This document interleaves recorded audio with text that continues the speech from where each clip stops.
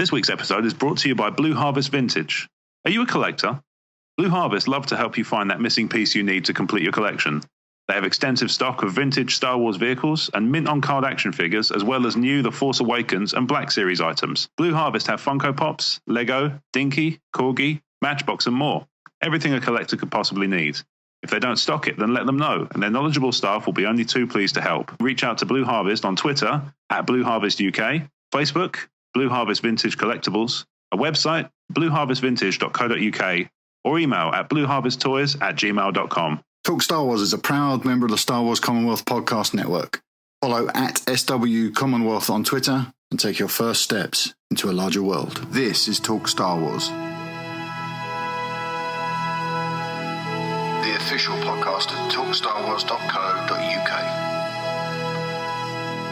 Hello everyone, welcome back to Talk Star Wars. I'm Mark. I'm Stephen. I'm Rob. And I'm Paul. Steve, what happened there? Yeah, I sort of caught that. I had to unmute it and Jen's going, meh. We've had a bit of a rocky start. Episode 55. It's been brilliant. Episode I'm really having fun. 55 has been cursed, isn't it? Yeah, she's acting like a turd. You turd! Right. I'm going to have to get rid of it. Right, time code down. Okay. A quick word about what happened to last week's show, because you may or may not have noticed that we didn't put one out. You got the audio commentary for A New Hope instead. We had, Multimedia. Yeah, no, there is a bit of that involved, to be sure.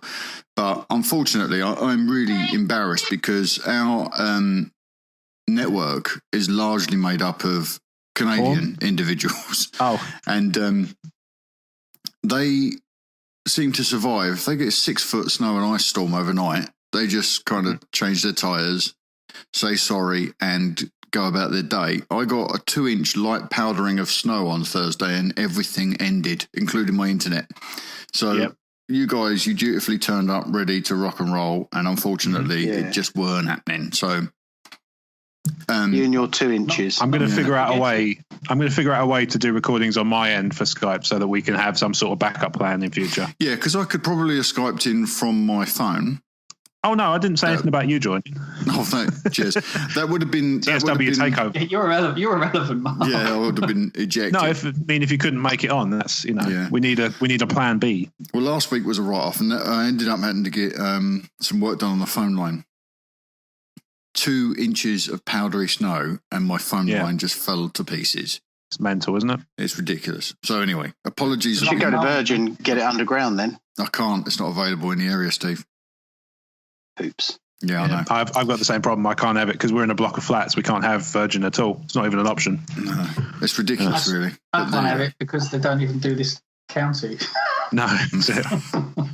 So other than that, we love you dearly. Let's just blame Virgin for last week's mishap. Yeah. Suck it, Branson. Sorry we missed a week, but we are now well and truly back. Okay, let's rip through this announcement section because we've got quite a fat show this week.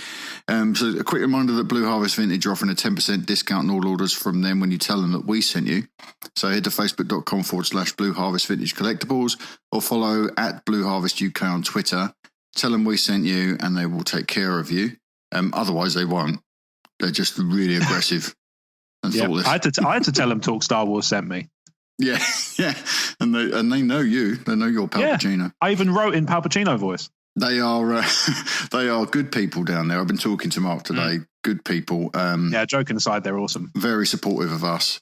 And tell them we sent you and they will look after you. Okay. Indeed. So does that mean that they're really nice except for Joe King? Yeah, he's rubbish. Yeah. If your name's Joe King, then you're done. You're having a laugh, aren't you? All right. Since we last recorded, the network has grown slightly. So the TSW Roundtable launched. When did we do that, Rob? 2 weeks ago. It's going to hit. You'll get this on Monday. It's going to hit on Thursday. Episode 1 will hit the Talk Star Wars podcast feed on Thursday. So you'll get to hear Rob Cast play host to Rob and myself and the two primary knights of the Commonwealth, Ads and Connor. It was a fantastic experience recording that show. I really enjoyed myself. Yeah, it's great fun. And I've heard it. It went out to the VIPs, so the VIPs have heard it. It's going to hit the main feed, and this will be a monthly thing. So it's going to be it's going to be the last Thursday of every month. You'll get the round table instead of an After Dark side. So look forward to that. Okay. Robert Zachary, Jared Barron, and Ulysses Fernandez like to have Facebook page in the past couple of weeks. So thank you for that, guys. Sarah Warren, subscribe to our YouTube channel. Welcome, Sarah. And you'll also start to see on our YouTube channel, you'll start to see me playing Star Wars Battlefront now. Oh, I started doing that this week. It's going up on my personal YouTube channel, but I'm putting it on a playlist on Talk Star Wars as well. Ooh, on PlayStation? Yes, mate, on PS4. Oh, well, I've got that. I got it too. I got it too. There you go. I didn't mean I was jealous about not having the game. I mean having time to play. Well, you're on so many podcasts. If you weren't taking over the podcasting world, mate. I am the busiest man nobody's heard of. My second busiest. Sorry, Mark, while you're here. Yeah. That seems to be. I've managed to cultivate this illusion around myself. Everyone thinks I work really hard. Wait, what? Yeah. Oh, man. So Wesley, our friend Wesley Van Winsen, otherwise known as Boxerless Bosk on Twitter, he became a Talk Star Wars sponsor this month and a VIP. Oh, bless his heart. Excellent. So we'd like to welcome Wesley to the VIP group. Thank you very much, sir, for your support. And just want to direct you towards the Houndstooth, which is Wesley's personal blog.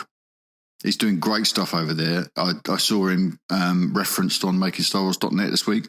Oh, wow. That's awesome. Or in the past week. He's getting an awful lot of love, especially from the Commonwealth. He's very popular amongst our little group here. I think he's going to write for Rogue Squad Pod at some point on their website. And he might even be doing something for us as well on TSW. So, Wesley, thank you ever so much for your support, sir. And if you are interested in becoming a Talk Star Wars contributor, mentioning that we might get Wesley to write on the site, I'm looking for people to contribute to the site in written format. Very loose, whatever you want to write about. I am really keen to get some news writers on the site. Just send me an email at talkstarwarsinfo@gmail.com and we can start talking about doing a few bits together. Okay, reviews. We haven't had any reviews that I know of. Rob, has anything popped up in? I have not seen anything pop up. No. Worth every penny at the moment. Yes, indeed. Okay. So no reviews this week, but don't forget you can take advantage of our Ron Burgundy policy. So if you want to write a humorous review, go as wild and as Monty Python with it as you like, and I'll make Rob read it. But if you wanted to promote your blog or your podcast, that's a place to do it, and we will give you a shout out on the show. 5-star reviews only, thank you. All right, let's get into listener comms so someone else can do the talking. You can send us your questions and comments via Twitter, Facebook, or send us an email at talkstarwarsinfo@gmail.com. And you can also send us voicemails as well. I've had a lot of people, I put out tweets every week saying if you want to send us email, send us MP3s. I'm getting a lot of messages and a lot of free music from musicians who seem to be taking the MP3 thing the wrong way. I mean, voice messages. Oh, okay. I'll have music. Send me music. Keep sending me your free music because a lot of it is very, very good. So, but yes, obviously I mean voicemails. Right, Rob, would you mind taking this first email, sir? Because I need to have a drink. That's absolutely fine. Funnily enough, so this is from a new listener called Ian Jolliffe, I think, or Ian Jolliffe. Yeah. And funnily enough, actually, I had a lovely chat with him on Twitter yesterday. He's a very nice chap. Oh, really? It's just one of those weird happenstance things, and I encouraged him to get in touch. So when did you get this, Mark? A couple of days ago. Oh, well, in which case he'd already done that before I spoke to him. No, this might have been yesterday, actually. Oh, was it? Might have been yesterday, actually, yeah. Oh, okay. In which case, maybe I have had an influence. Marvellous. But either way, I encouraged him to get in touch, and he's done so. So here's what he writes. Hi there. Yeah, no, hang on. Got to give the exclusives where I can, Paul. Come on. Okay, sorry. Hi there. I've just recently discovered your podcast and thought the discussion around Carrie and Leia was both interesting and done very respectfully. My earliest memory of Star Wars was badgering my parents to rent out Empire on VHS every weekend from 1985, as soon as we had a VHS player. I've more recently passed on my Kenner Star Wars toys to my 6-year-old son to play with. Whatever possessed me to sell most of it at age 15, especially the AT-AT and most of my figures. Still have the Millennium Falcon and the X-Wing, though. Anyway, my question is, do you think there'll be a new saga trilogy after Episode 9? If so, should it follow on in some way from Rey and Kylo Ren or their descendants, or be in a completely new time frame like Knights of the Old Republic? Keep up the good work, Ian Jolliffe. Apologies if I'm pronouncing that with a soft J and it should be a hard J. So feel free to correct me somewhere. People usually do. All right, so the question then is, 1, will there be any further saga trilogies? Well, have we got any closer to getting an answer to that this week? No, there is. We're going to be going over some of it in the news, but there are no definitives yet. Right. But in your opinion, guys, well, you know me, I don't care for them anymore. What, movies? Yeah. That's tough. That's going to be tough on you. That's going to be tough on. Welcome to. No, but I mean, I'm sold on news. I just like the idea of these little one shots hitting us regularly, as long as the universe is intact and you can spread it across. Okay. With Star Wars, the butter can't be too thin, so you can just go as far as you like, as far as I'm concerned. And I'm not worried about trilogies because I'm not too keen on the waiting game either. Unfortunately, anyone that knows me knows that after watching certain box sets, I get bored after episode 2 because I need a bit more finality than that. So I'm happy with the. So you'd be all right. Lots of little Star Wars stories. Would you want saga stuff, or would you want? Not fussed. Does it matter? No. Okay. Yeah, just keep bringing it on, but I'm happy with it in piecemeal fashion. Okay, cool. What about you, Steve? Well, I'm somewhere in the middle. I don't see the need for a trilogy. Why don't you just have movies that are sequential and just keep going until they go, we've made enough money now, let's stop. Which they'll never do. That'd be saga movies, but not necessarily in trilogy form. That's a really good point. That's what I said I wanted a couple of weeks ago. I feel like I'm 100% with Steve on that one. Yeah, quite happy with. You could do a series, stuff. Couldn't you? You could do like Star Trek. Remember they had do whatever. There was a couple of films, and there was a trilogy in the middle, and there was a couple of films after that. So. Exactly. Yeah, as long as you get absolution at the end of each episode, I'm fine. Yeah, and you could kill. You could kill people. Like, you'd have to have a continuing story. So I don't know about absolution. They could be that wouldn't be a saga, would it? Yeah, well, no, but you could have certain bits that close, but certain bits that continue, like a thread that's running throughout the theme of the show. And equally, they could do that in the Star Wars stories as well, couldn't they? Sure. Like, you think about the stage that they're setting for the Han Solo movies now. It would be such a waste if they only made one. But they could make one film now and then come back in a couple of years and do a part 1 and a part 2 and then come back a couple of years later. They should have used Anthony and Gruber. Or they could do like Indie, where it's all kind of, they're set sequentially they're in an order, they're in a defined order, but they're not dependent on each other apart from little bits and pieces. But only one of them matters.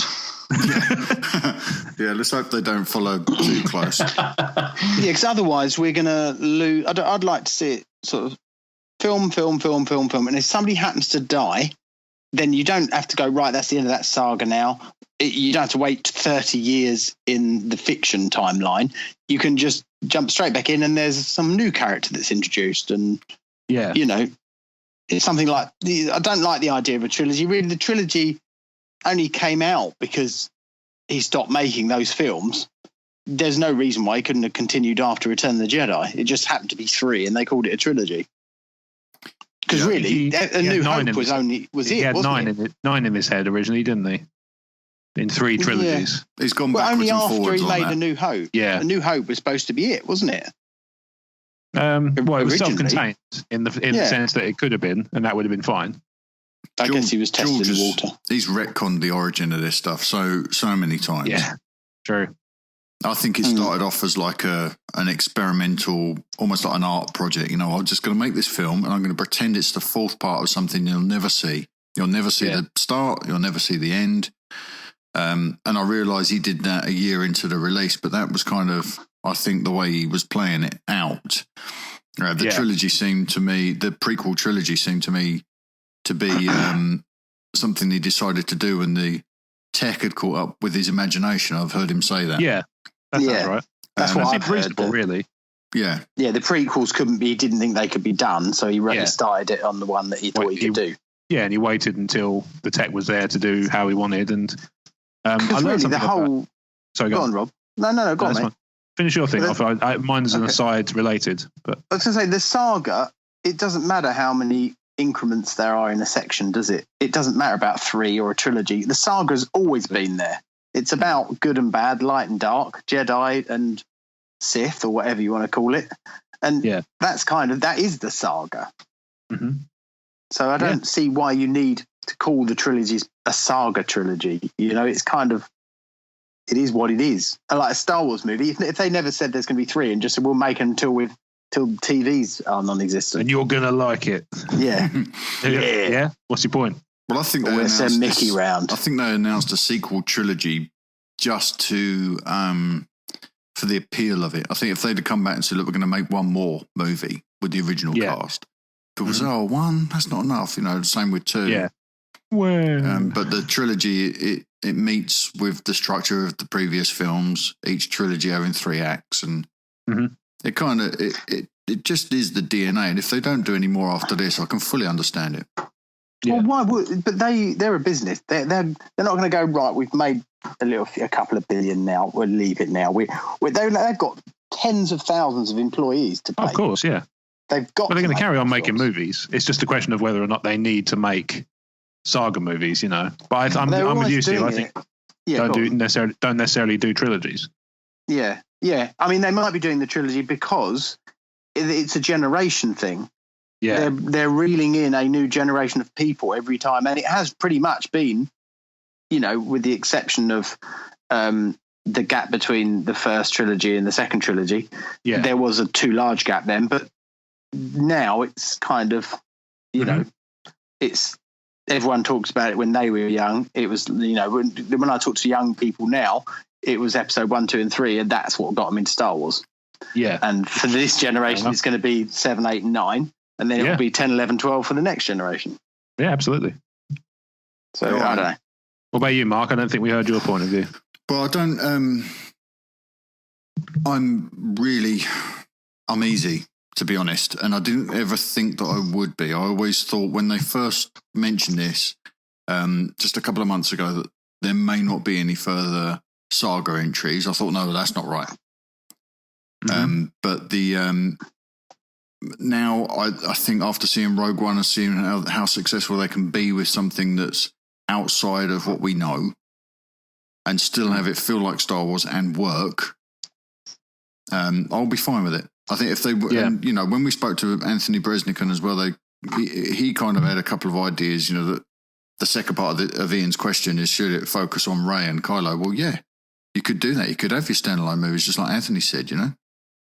We could wrap on episode 9, then do a Rey story, then go off and tell some other stories from the distant past, and then come back and do a Rey and Kylo movie, or a Rey and Poe movie, or a Finn and Poe movie, whatever.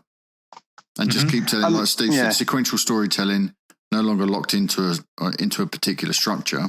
Yeah. So all bets are off then, aren't they? Sure. The only thing they've got to be careful of is Star Wars is by its very nature, because it's spread across different media, animation, film, books, you know, cartoons, whatever, comics.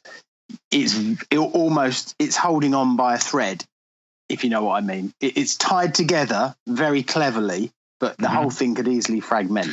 Well, we talked about this a few shows ago, about how they could slowly draw us away from the Skywalker family over a series of films, just kind of introducing small changes every time. So that's a definite way they could kind of mitigate that quite a bit. I guess another really important point is, and I don't want to dwell on beloved Carrie Fisher too much. But I wonder if her passing has made them, from a business sense, revisit the risks of doing a trilogy. That's a good point.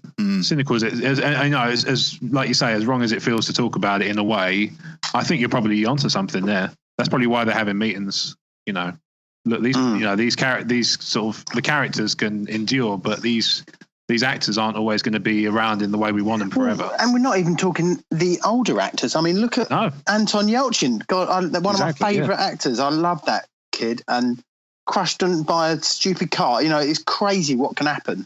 For sure. Yeah, that was, these are risks that in a business they're kind of horrible to think of people as assets. But when you're dealing with a trilogy and something like that happens, you know, it throws you off your game, doesn't it? That's why That's why they have such robust insurance in place to cover themselves in these sorts of eventualities. And there's been a lot of negative attention on that, on the insurance payout, relating to Carrie's death. But I hadn't even heard of it, Mark. Yeah, Disney had a large sum of money come their way from the insurance policy that was to protect them in the event that they lost a principal star. It was business, kids. There's a $50 million figure flying around. Now, I don't know if that's accurate. I don't feel comfortable sort of saying that it is accurate. But whatever it is, you have to understand. I think this is frightfully important that people understand the logistics of what goes on behind the scenes here. When you lose somebody, it affects a schedule. And when that schedule is affected, a lot of people are put on hold. And I can just tell you now that I know this to be a fact. Back in 1979, when they were making Empire Strikes Back, their wage bill was $1 million a week in 1979. Yeah. So you think they lose somebody like Carrie, people are going to be put on hold, people's livelihoods put on hold. You can't say to an entire industry, you think of all those names that roll in those credits, you can't say to them, don't mind waiting for us, do you? I can't pay you, but don't mind waiting for us till we sort this out. It's not sinister. It's not. No, it's just the reality. And we don't know. Safeguards. End of. Yeah. I mean, there are two sides to it. One, I agree with you, and that is a business, and we've said that. And I also think that we don't even know if they're going to give Carrie Fisher's family some of that. We can't. You can't make assumptions. So. And I would say it wouldn't surprise me if they did. And they have no. They don't owe us, the public, Joe Public, anything to tell 100%. Us what's going on. It's private to the family and them. Absolutely. But B, I mean, from the other side of the coin, I get that they have to do insurance, but these films make at least five times what their cost is. I mean, they're not short of moolah. Sure, but at the same time, the longer that goes on, I mean, like Mark said, it's $1 million a week in the 70s. And you think about all those, all those millions they're spending now just to keep the lights on. Yeah. Well, that 50 million, they might say, right, we need to put that to one side. Let's say they'd have gone down the CGI Leia route. Yeah. Well, that's that 50 million gone in the next film, in 9. If they wanted to do a CGI Leia properly, not like Tarquin. Well, we're going to be covering. We're going to cover some of this later. He was awesome, Steve. Okay. Let's not trample over the point now, because we've got some of this will come up in the. Plus, there's a second half of the question as well. I read the show notes. I know it exists. I've read it. Let's second half of the question. Second part of the question. Let's do this quickly so we can move on, because we've got still got quite a pile to get through. Yeah. So the second part was, should any future saga movie follow the established characters from episode 7, or should they go elsewhere? Depends on the time, doesn't it? Depends how invested we are in the characters at that point. We've got 2 more films to discover the fate of those 2, and chances are we can cover that. I think from that point of view, if you bring another trilogy in, then you consider a new bunch of characters and some new storylines. So but again, you can have them tie in, can't you? You can have them tie in. Yeah. I mean, using them again from a mature point of view, same as we've done with Han and so on, then that kind of thing will happen. But I wouldn't use them as key characters. Do you think that it's possible, like we were talking about how Carrie Fisher's death might change the whole thing in certain ways? Do you think it's possible that it also might change how much death is in these films, how much loss? Oh, I hope not. No, because they won't let that happen. I hope not too, because you tend to always lose 1 or 2 key characters in a saga, in a trilogy, don't you? We've already lost Han. Yep. Now, would you think they're going to go and to say, okay, episode 8, we're going to have to lighten this because we don't want people thinking about Carrie Fisher while they're watching this film, but you can't stop that. We're going to be anyway. I don't think they need to think about that. But I hope they don't, because we'll touch on this later. Anyway, I don't think they will. I can't imagine they'll edit themselves. But no, I think that any future saga movie, because we've set up Rey and Kylo now as the central figures in this trilogy, I think any future saga movies would do well to carry those characters across. And even if we left it a number of years, unless they I'm still completely convinced that there'll be a switch, and Kylo will come back, and Rey will go to the other side, albeit very briefly. And it might be about Kylo trying to redeem her. That's what I can imagine them doing something like that. I think they'll deal with that in this trilogy, don't they? Yeah, possibly. Although, dramatically, I would love to see that left up in the air. Oh, that would be bold. That could be a long wait. Yeah. I don't know. Very interesting. It's a great question, that. We've got a lot of mileage out of that, didn't we? Great. I'll tell you one thing I would like to see, because you mentioned Knights of the Old Republic. I'd like to see if they're still planning on doing a live action TV show, that's where I want them to set it. Is a Old Republic era. So you can have dozens of Jedi, dozens of Sith just roaming around, knocking 7 shades out of each other. Yeah. That would be amazing. Think about it. Let's go down Croydon on a Saturday night, mate. I wonder how long is it going to be before we see our first 18/R-rated Star Wars? Well, with Deadpool. Good question. Won't happen. No, but Deadpool was always written that way, Steve. Always. Yeah, no, but I know. I'm not saying like Marvel. He's in the Mac stuff. He's quite, The good news is they can stay away from the sex side of an R-rated film and even the swearing, and just go for the bit of gruesomeness and gratuitous violence, and it might stay on a 15 or whatever that's called in America. What's it? We don't have Star Wars is about family bums on suit. No, PG-13 is 12A. I think. Yeah, I think it's R and AO.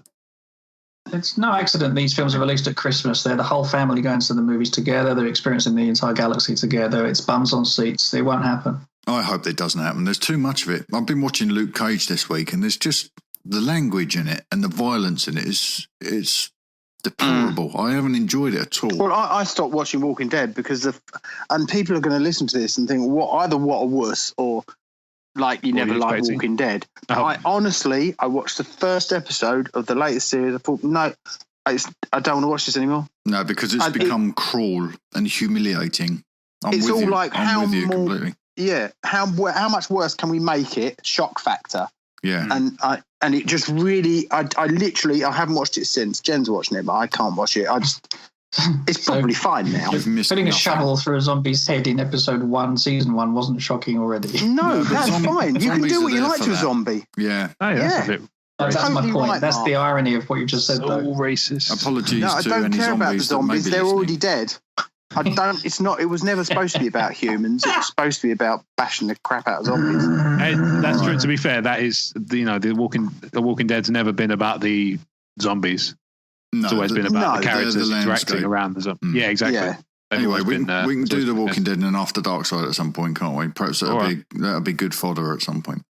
Mm-hmm. All right, we've got a voicemail from Dave Donovan. Ian, thank you very much for your email. Thank you, glad to have you on board. Look forward to hearing more from you, sir. Indeed. All right, our friend Dave Donovan has sent us a voicemail. Finally, we get to hear his dulcet tones. Here we go. Hey, lads. Now that Rogue One has come along and thrown all our ideas about viewing order under a bus, what is now your preferred viewing order for someone looking for an entry point to Star Wars? For me, the best thing about it is the last 10 minutes with the space battle, but especially the Vader scene and Leia reveal. But I think those two things are amazing only in the context of A New Hope. Will they carry the same weight if you've never seen the original trilogy? And secondly, do you think the Han movie and unnamed standalone movie will fit as snugly and be as complementary or supplementary to the original trilogy as Rogue One is? Thanks for taking my question. I look forward to hearing your thoughts. That's a seriously awesome point. Or really, really awesome question. Really nailed on head. How much would you feel about the Luke and Leia stuff and so on and so forth without knowing that A New Hope was on the horizon? That is so cool. So let's tackle the first bit first, because I think we can throw this out there and then we can get into the second bit and spend a bit more time on it. So your preferred viewing order for Star Wars now. I'll go first because I can get this out of the way. I will go in release order. I'll never change. There's too much built in to the current viewing order. So I will go release. I'd always advise release order. Same for me. Release chronology. Yeah, I would say chronologically, but with obviously Rogue One slipped in between 3 and 4. What? So are you talking about watching episode 1 to 3 then Rogue One, and then Episode 4 to 6, Steve? Yes. Oh, I meant number order. Yeah, like. oh. Yeah. Why? I wouldn't go for that. You would watch A New Hope, like as they totally. were released. Oh, Sorry, you said yeah. chronologically, meaning time, didn't you? Sorry, Release I meant number chronology, order. Yeah. I would say 1, 2, 3, 3.5, 4, 5, 6, 7, 8.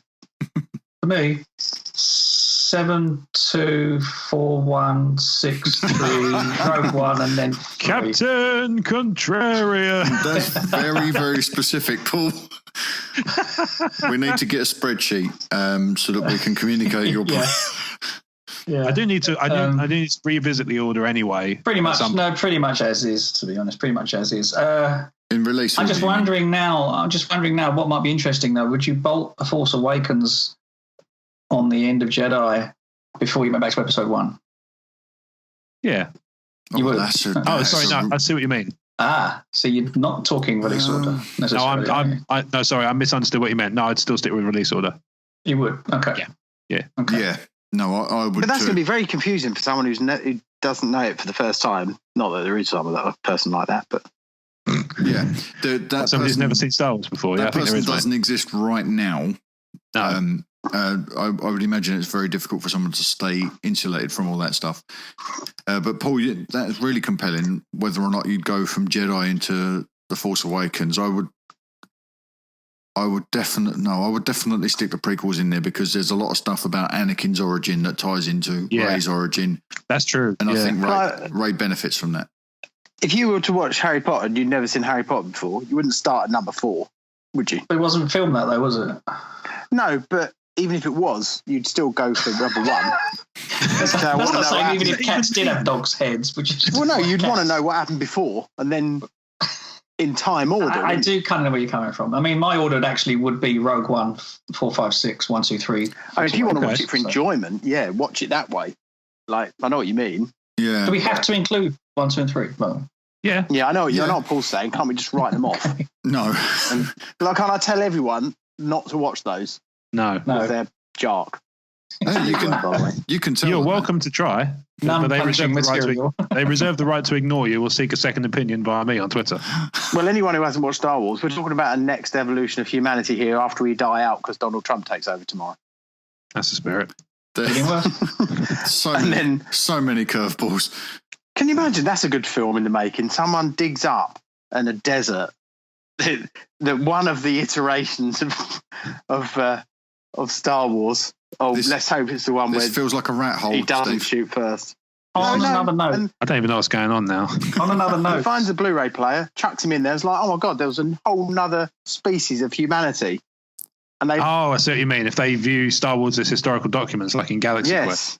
Galaxy Quest. Now we're talking. Yeah, that's you wanted to make a point. I did historical documents.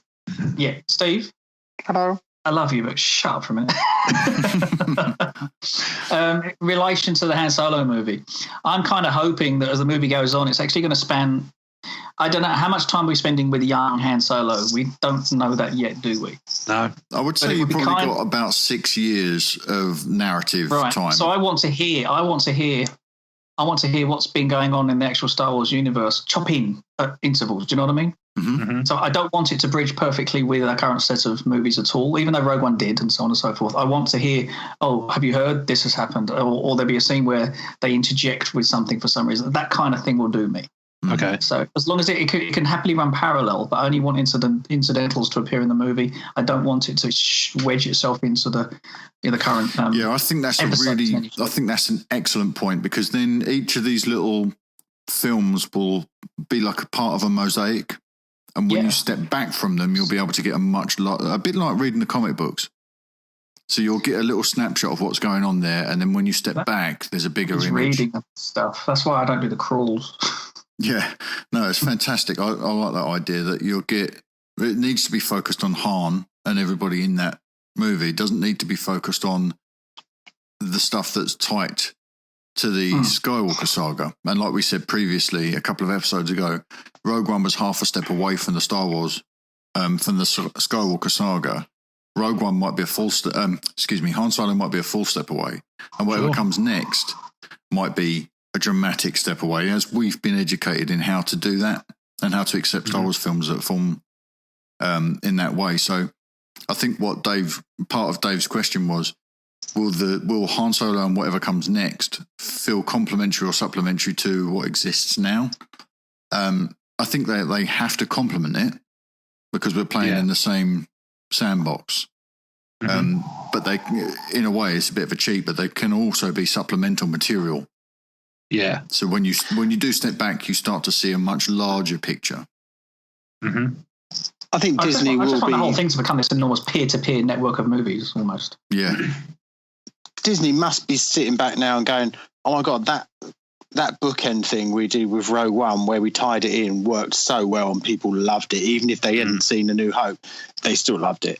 And I think they must be thinking we need to just make sure these films are well bedded in. Well, that's also part of Dave's question as well. Does the Vader and Leia reveal in Rogue One only work for established fans? When you see its current context, yes. It does, doesn't it? Well, it works for anyone who's seen Star Wars, and every person who saw Rogue One, 99% will have seen Star Wars. Yeah, but I think the implication is more: could you watch Rogue One first and still get the same effect, or would you? Or are you kind of reliant on New Hope to be able to sort of contextualize Leia and Vader? It'd be a different experience. There is an audience there that's I think it would work. Rob Williams was talking about it on Generation X-Wing I was listening to today, saying that there's people in his class. He knows people personally, but there are people in his classes, students, who didn't know Grand Moff Tarkin was and didn't know who Peter Cushing was and accepted that character as an actor and as a new character. They didn't have any of the baggage that we bring to it. Yeah. So there will be people still talk to these people? Or? Well, they're children. So they're children, yes. Seems a little He's contractually obliged to do so. Did they say, why have they made this actor look like CGI? Why didn't they just use his face? He's got a proper waxy face, that bloke. He looks too dark. No one looks that dark if they're white. Especially a pale... What's his name? I've forgotten his name now. We go to Whitstable all the time. Peter Cushing. Yeah. Thank you. And he was very, very pale, wasn't he? At the best. He was a one chap, wasn't he? He was not known for his. But we spoke about this in when we reviewed Rogue One. We spoke about did love a sunbed. The fact that they lit the character in a very modern way. They lit that character to complement Ben Mendelsohn when he was on the same stage, and it wasn't lit the same way as A New Hope. Even though they've tried to correct New Hope with colour timing and what have you over the years and the different iterations, it was never going to be the same way. Never going to look the same way. So I think, there is a suspension of disbelief in there. You have to disassociate with those certain elements. And yes, there are a different palette of colours at play in Rogue One than there are in A New Hope, but I don't take too much. It doesn't take too much for me to make that leap because we've already done it between New Hope and Empire Strikes Back. They're very different looking films, aren't they? Okay, Dave, I hope that we covered enough there. Rob, have you had a chance to comment on all of these points before we move on? I'm not 100% sure I have. Let me double check. Viewing order for Star Wars. Yep, that's fine. I've said my bit there. Vader and Leia. Yep. Han Solo. See, that one, I think we could probably... I mentioned Indiana Jones earlier. I think they could work like that. Again, they don't need to be... They can be contextualized in sort of timeline by sort of, that he can have something happen to him around Empire Day or whatever that allows him to sort of... You can figure out where it sits in the overall timeline, but I don't think they need to tie in any other way apart from where they fit. Yeah, I guess the Empire is going to be the connective tissue through all of these things, aren't they? Because it's all going to be post-Sith, so there's going to be the Empire is going to be present. Yeah, Until they do take that step way back, then maybe Tarkin's the key to that. Maybe we'll get the young Tarkin stories.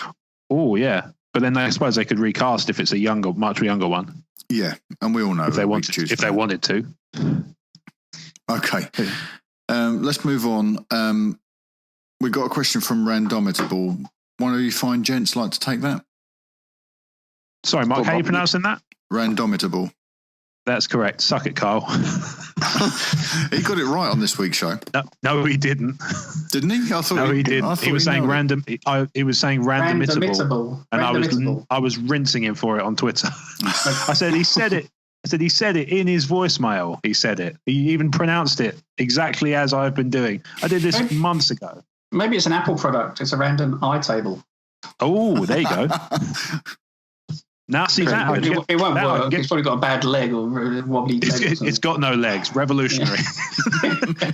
What it is, it's just a bit of wood on the floor. It's quite simply the best table they've ever made. Paul, do you want to take Randomitables? Absolutely. Question? No worries. Right, from Randomitable. Okay. Afternoon all. Quick question for you. Something that has troubled me. Why do we not see any K2 series droids after Rogue One? My hypothesis, the best I could come up with, that is that they were all destroyed on the Death Star on Scarif. # may the Force be with you. Okay. That's probably the best guess, actually. It gives you, obviously, a solution. Only thing is we did see some on Cheddar, didn't we? We saw one. Mind you, she shot it. So yeah. Did you know that wasn't me? Here's the thing I find baffling about Star Wars fans, and this is not a knock on Randomitable, because I do it myself sometimes. I sort of catch myself doing it. And why do we assume that what we're watching on screen is the only thing that exists in the galaxy at that particular point? Because there are thousands of planets in the Star Wars universe. Because it is. And all but one are being just going about their thing on that day. And it just seems like we always we end up just kind of assuming that what we see on screen is reflective of everything. Well, I think, we're talking about the I was going to say the new Dark Force, but it's the Empire, aren't we? We're talking about the Empire, though. So you kind of see traits within the Empire, and that I see the point he's making. Like if you saw another massive great walker that wasn't an AT-AT, that didn't look anything like an AT-AT, that was everywhere all of a sudden, you'd think, well, hang on a minute, they're even better than AT-ATs. Why don't they use them everywhere? They make an AT-AT for water, an AT-AT for everything else. So I kind of get droids are like the mouse droid. You see them about, don't you? Because they're useful at chasing bits of cheese. I mean, we see two R2 units specifically referred to as R2 units in the originals. But we don't assume that's the only two in the galaxy, surely. Really? Well, you got things that look very similar. And you got R5. What's the one that blows up in the new? But he's referred to as an R2 unit. It's got a bad motor. Yeah. But that's my point. It's like, why do we don't assume that they're the only two in the galaxy? They're the two that are in shot. There's millions of them. This question, and again, with all due respect to Randomitable, this question seems to me to be largely dependent on what you bring to it. So if you come to it thinking, well, I get frustrated because we haven't seen these stormtroopers before. I'm frustrated because we never see a U-wing again, and now where are all the K2 droids after Rogue One? We know, practically speaking, that we have to have new stuff in a film every time. The cynic will. If I put on Rob's cynical underpants, they want to make toys, but they also want to give us something new to look at. We don't want to be looking at the same old stuff. So you clearly didn't. We don't want to be looking at the same old stuff in every single film. We need new textures. We need variety. And so it's up to us as the viewers to come to it with a little bit more. We've got to come to it and create a headcanon that says, "Oh, I can accept this as a fact, and now I'm going to move on." It's like the whole why is Darth Vader aggressive at the end of Rogue One, but by the time he meets Ben, he's slow moving, all that sort of stuff. I've heard a great explanation for that, by the way. Was it mine? What was yours? That Ben knew he wasn't going to get out of that fight, so Vader didn't need to bring his A game. Not entirely. No. What I heard, somebody said that in their mind, Vader can't be in the suit for too long because he starts to break down, and then the longer he's in the suit, the more he sort of, what's the word? Gets asthma. Poops himself.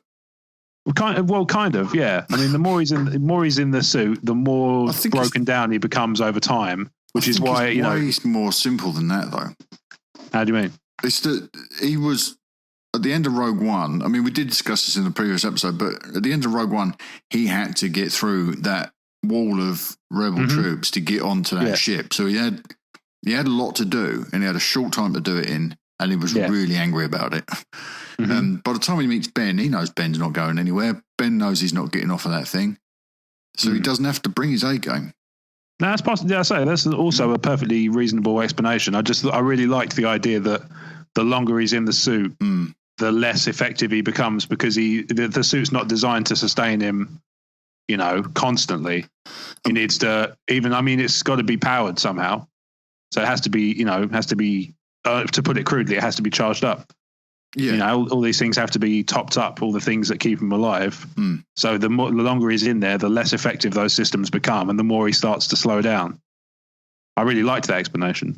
Yeah, that is kind of another conversation. I hate the fact that, Vader might be running out of juice and that's why he's less. I don't want to see any weakness in that character that isn't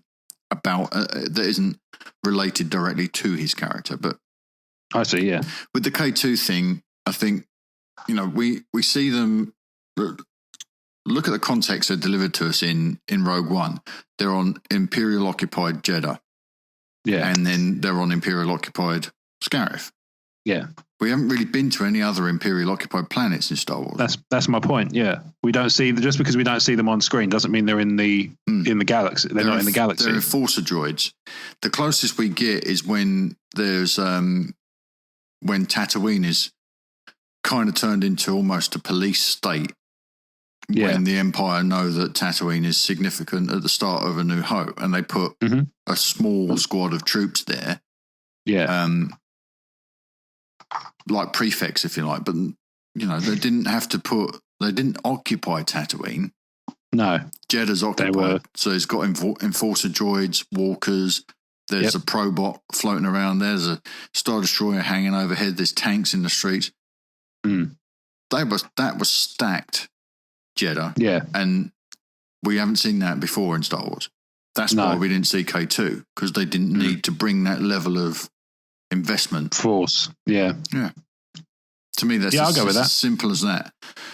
And once you build this headcanon, when you're watching something, you rationalise it, you build your headcanon around it, and you can move on and enjoy the rest of it, and you don't have to get stuck on it.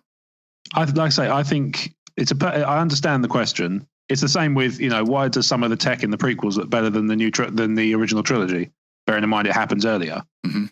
But it's, some of that stuff is... to the Empire, though, isn't it? That's part of it, yeah. But again, I think that's headcanon to a degree, isn't it?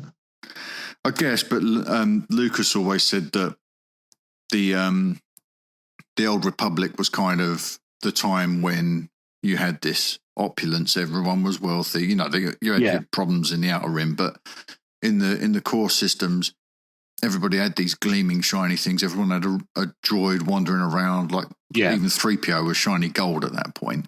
And by the time we get to A New Hope, everything's worn and being reused. It all goes back to his youth as being a generation after the war and making good on things. No longer did they have the great big cars with the fins and all the chrome. They had to find the thing that was rusting to pieces behind the barn that had plants growing in it. And they had to breathe new life into these things. That's where rat rods and hot rods came from. And that was the social strata Lucas was invested in his youth. So the story he's telling in Star Wars is that. He's an auteur filmmaker at the end of the day. He's telling the story that Luke is basically him as a kid. And he had to deal with the beat-up old family car because he couldn't have the shiny new silver thing that comes from Naboo. Yeah. The Empire had crushed all that. There wasn't as much wealth to go around anymore. Because it was being consumed by this war machine. But that's a little bit by the by, but is everyone on board with that explanation for why we don't see K2s? Yeah. That they're just not needed. Cool. Okay. In a nutshell, yeah. Randomitable, thank you very much for your question, sir. Random iTable. Yeah. Random iTable. Thank you, Random It Able. Thank you, Rand Omit Able. Yeah. Okay, Kyle, we're not taking the mickey out of you. No, we love you, Kyle. Here's a voicemail from Ads for this week. Hello, chaps. So, a quick question for you guys to kick around for a bit. Recently, we discovered that Woody Harrelson was going to be cast in the upcoming Han Solo movie. And with the fact that there seems to be a real determination by the story group to include rebels, do you think that Woody has been cast to play the role of Hondo, that lovable, cheeky scoundrel of a pirate that could be an ideal mentor to Han Solo in his early days? So that's it for this week. I'll enjoy listening as always. Long live the Commonwealth, and have a good one. So, has Woody Harrelson been cast in the role of Hondo and Arca? Paul and Steve, I know that you're not terribly familiar with this character, but I'll put a link in there so you can have a look. Yeah. Okay. Yeah, so he's a Weequay. He is a Weequay, yeah. Right, Weequay were the guards with the Gamorreans that looked after the barge for Jabba, weren't they? They were the guards on the skiff. I remember. God, that takes me back some time. Yeah. Rob, you know Hondo. I do. Yeah. What do you think? Is Woody Harrelson going to be cast to play Hondo? I think he'd be good at it, but I really hope he's. I like new characters in these films. You know, this is why, you know, when I've talked before about Rey, I want Rey to be not. I want her to be distinct from the bloodlines of other characters. It's not necessarily because I think that's a better story. I just like new things, you know, and that's not to say that I'll outright reject something that's familiar. But I mean, Woody could do it. I don't see any reason why he can't play Hondo. But I'd like to see something different, something new. I don't know why we're always so desperate to tie everything together neatly. You know, Rey has to be the child of Sabine and Ezra. Why? Why does she have to be that? She doesn't have to be that at all. You just want her to be because it ties everything off in a neat little bow. You can leave some threads open. That's fine. There's no problem with that. Yeah, I'm with you there. So, you know, I think he'd be, like I say, I think he'd be perfectly capable of doing it. I think he'd be very good, but I want him to play somebody new. You don't think? Go on, Paul. I was going to say, would this be a motion capture situation, or would this be exactly what I was going to say? That's another very good question. Because I'd like Woody to be Woody. Don't take this the wrong way, but I actually like looking at Woody Harrelson on screen. He carries himself magnificently, and I think he's one of the more underrated actors that is around.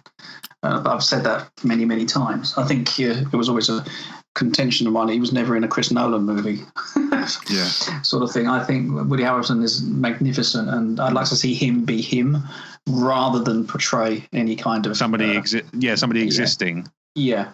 Because the other thing as well is if he was to, let's say he was to do motion capture like Lupita Nyong'o, then they have to replace the voice because it won't be right unless it's the right bloke doing the voice. People will, you know, there's always going to be somebody who's upset about that. Well, that's now you've both led me neatly into my point on this question, which I'll keep brief so we can get to you, Steve. I don't think you ask Woody Harrelson to come on and reprise a role that somebody else has built. You ask Woody to come on and create a character from the ground up, and that's why you bring in a character actor to get somebody inside that character and build them from the inside out. You don't say, this is what's been done on TV. Can you just riff on that for me? They've got that happening in this Han Solo film already. They've got Alden and Donald that have to come to existing characters and they have to bring a new spin on it. Yeah. There goes Echo again. You don't. Okay. Is that a Death Star announcement? I'm going to turn it off in a minute. Alexa. Echo doesn't. So to answer your question, Alexa doesn't know. No, she doesn't agree. No.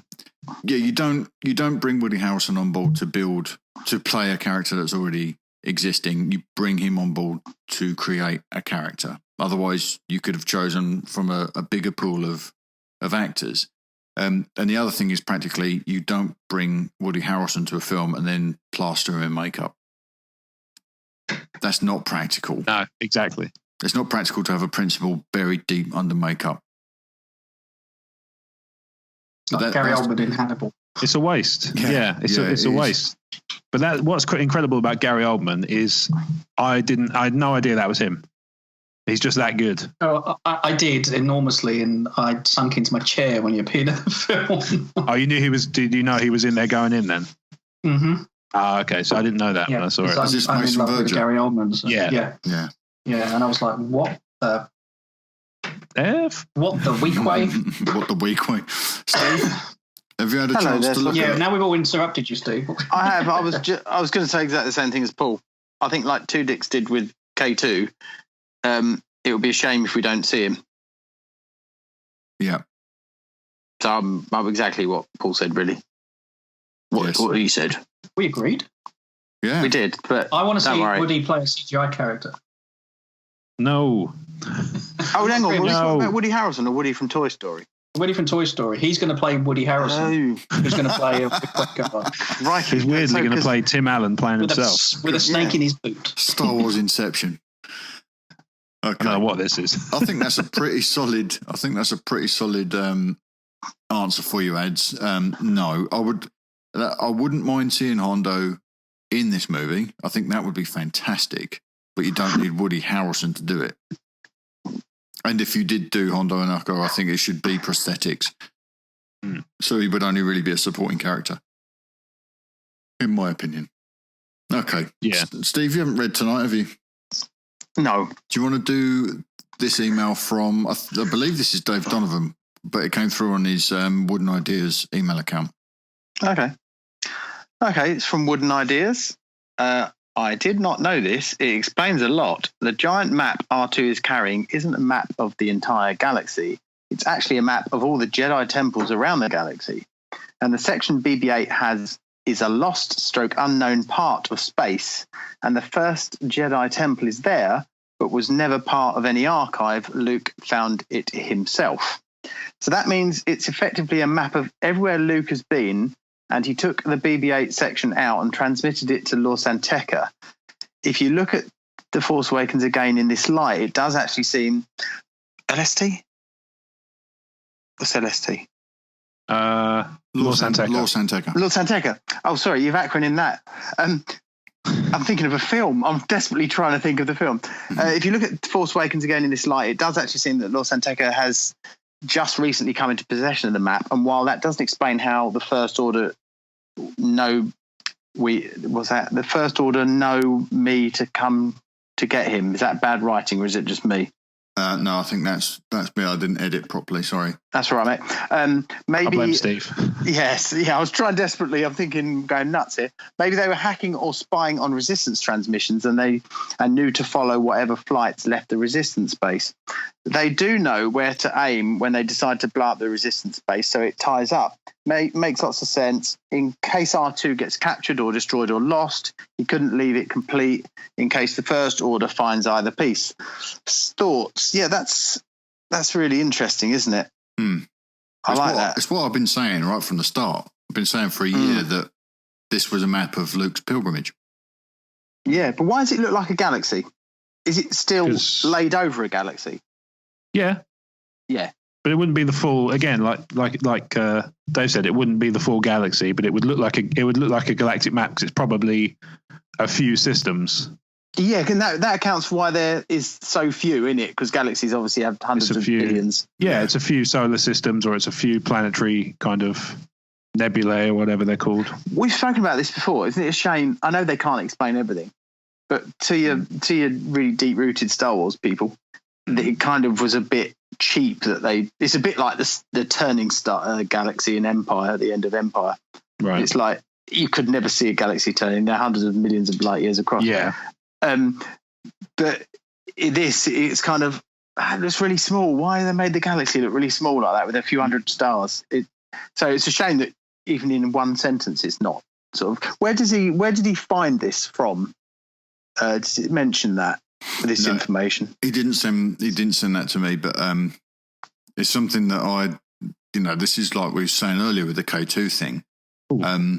It's the conclusion that I drew whilst I was watching the film. That must be what that is. There's a little trail. Has to be his map. Has to be. I feel like I asked Dave where he found this. Let me see. Yeah, it's an interesting. I like the idea. It makes much more sense. The Blue Harvest podcast. Okay. Apparently, we're talking about it. I think that's what it says. Yeah, very interesting. In their Force Awakens review, it was in there apparently. So there you go. But where from sort of canon is it mentioned anywhere, or it might be in the novelization? It's been a while since I read it. Yeah, I've read the novelization as well, and I don't recall it being mentioned there. I don't remember it, but that's not to say. The trouble is, I'm never sure. Maybe in the comic book, maybe there's a throwaway line in the comic book. When they're doing a novelization of a film, they would still have to stick with the law, wouldn't they? They can't make artistic license around certain things. They really have to. They generally expand on what's already there rather than they don't tend to. They don't change anything, certainly. No, but they couldn't make up something that isn't agreed already by this. No, the story group would have to approve on it. Sign up. Yeah. Okay. Awesome. Great stuff. Thanks for that, Dave. I'd like to know that I was kind of on the right tracks with my assumption. Paul, what do you make of this? Paul, you still there? He doesn't make a lot. Can you hear me? Sorry. Yeah. I know. I've always had. I've got two issues now. I always had one issue with that whole, right? That missing chunk of the galaxy. Because how do these people do hyperspace when they don't exactly know there's a bit missing? How do you program that? How they flying all around the place all the time, and someone's by the way, one calculation you can slam into an asteroid or. That map. Like I say, that map is that map's not complete, nor is it a map of everything. It's just that sector. Okay. So it's not like they could still. I mean, they could go round that, but it's not so much. It's the route that they're really keen on, isn't it? It's because they need to know which bits he was going to plan on in it's his itinerary essentially. I can't buy. That's one of my problems with TFA. Actually, I can't buy in that era of the Star Wars galaxy that there's a chunk missing of all the maps in the galaxy of this bit. Anyway, that aside. This is nothing to do with the way Dave's written this in any shape or form, because he's just stating a fact. But it says here. It's a lost, unknown part of space, and it was the first generation was there. But basically, in a nutshell, it was never part of any archive. Luke found it himself.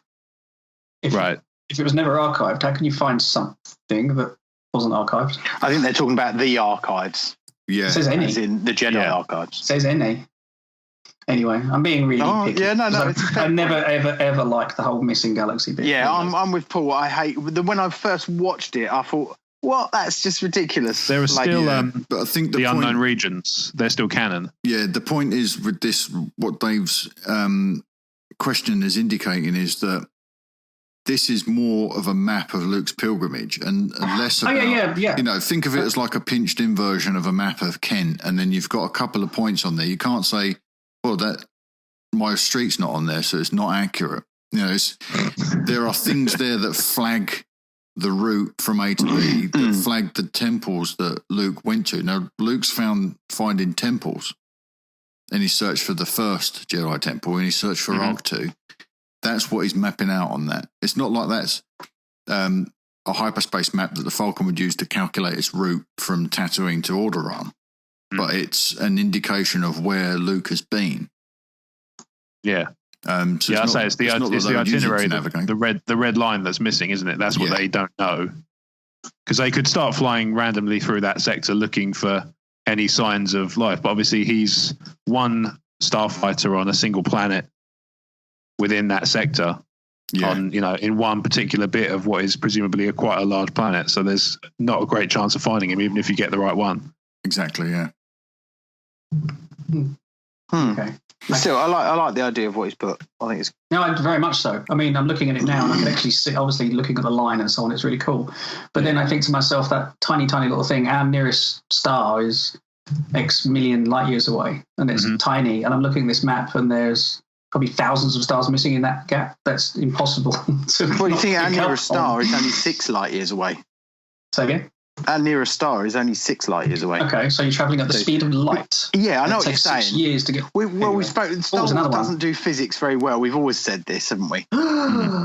It just doesn't. Because they say speed, they say light speed, but it's got to be hyper light speed, like 1,000,000 times light speed. It's 0.5 past light speed. Yeah, well, it's got to be pretty slow because they managed to come out of it in the atmosphere. They're not traveling through space, are they? They're traveling through hyperspace. You could, for all we know, it's wormholes, and they collapse in space on itself. Like Event Horizon, that documentary. That documentary, yeah, it's science fiction at the end of the day, isn't it? How many films have you seen where they fold a bit of paper over and put a pencil through it? Too many. Just that one, to be honest. No, there's loads like that.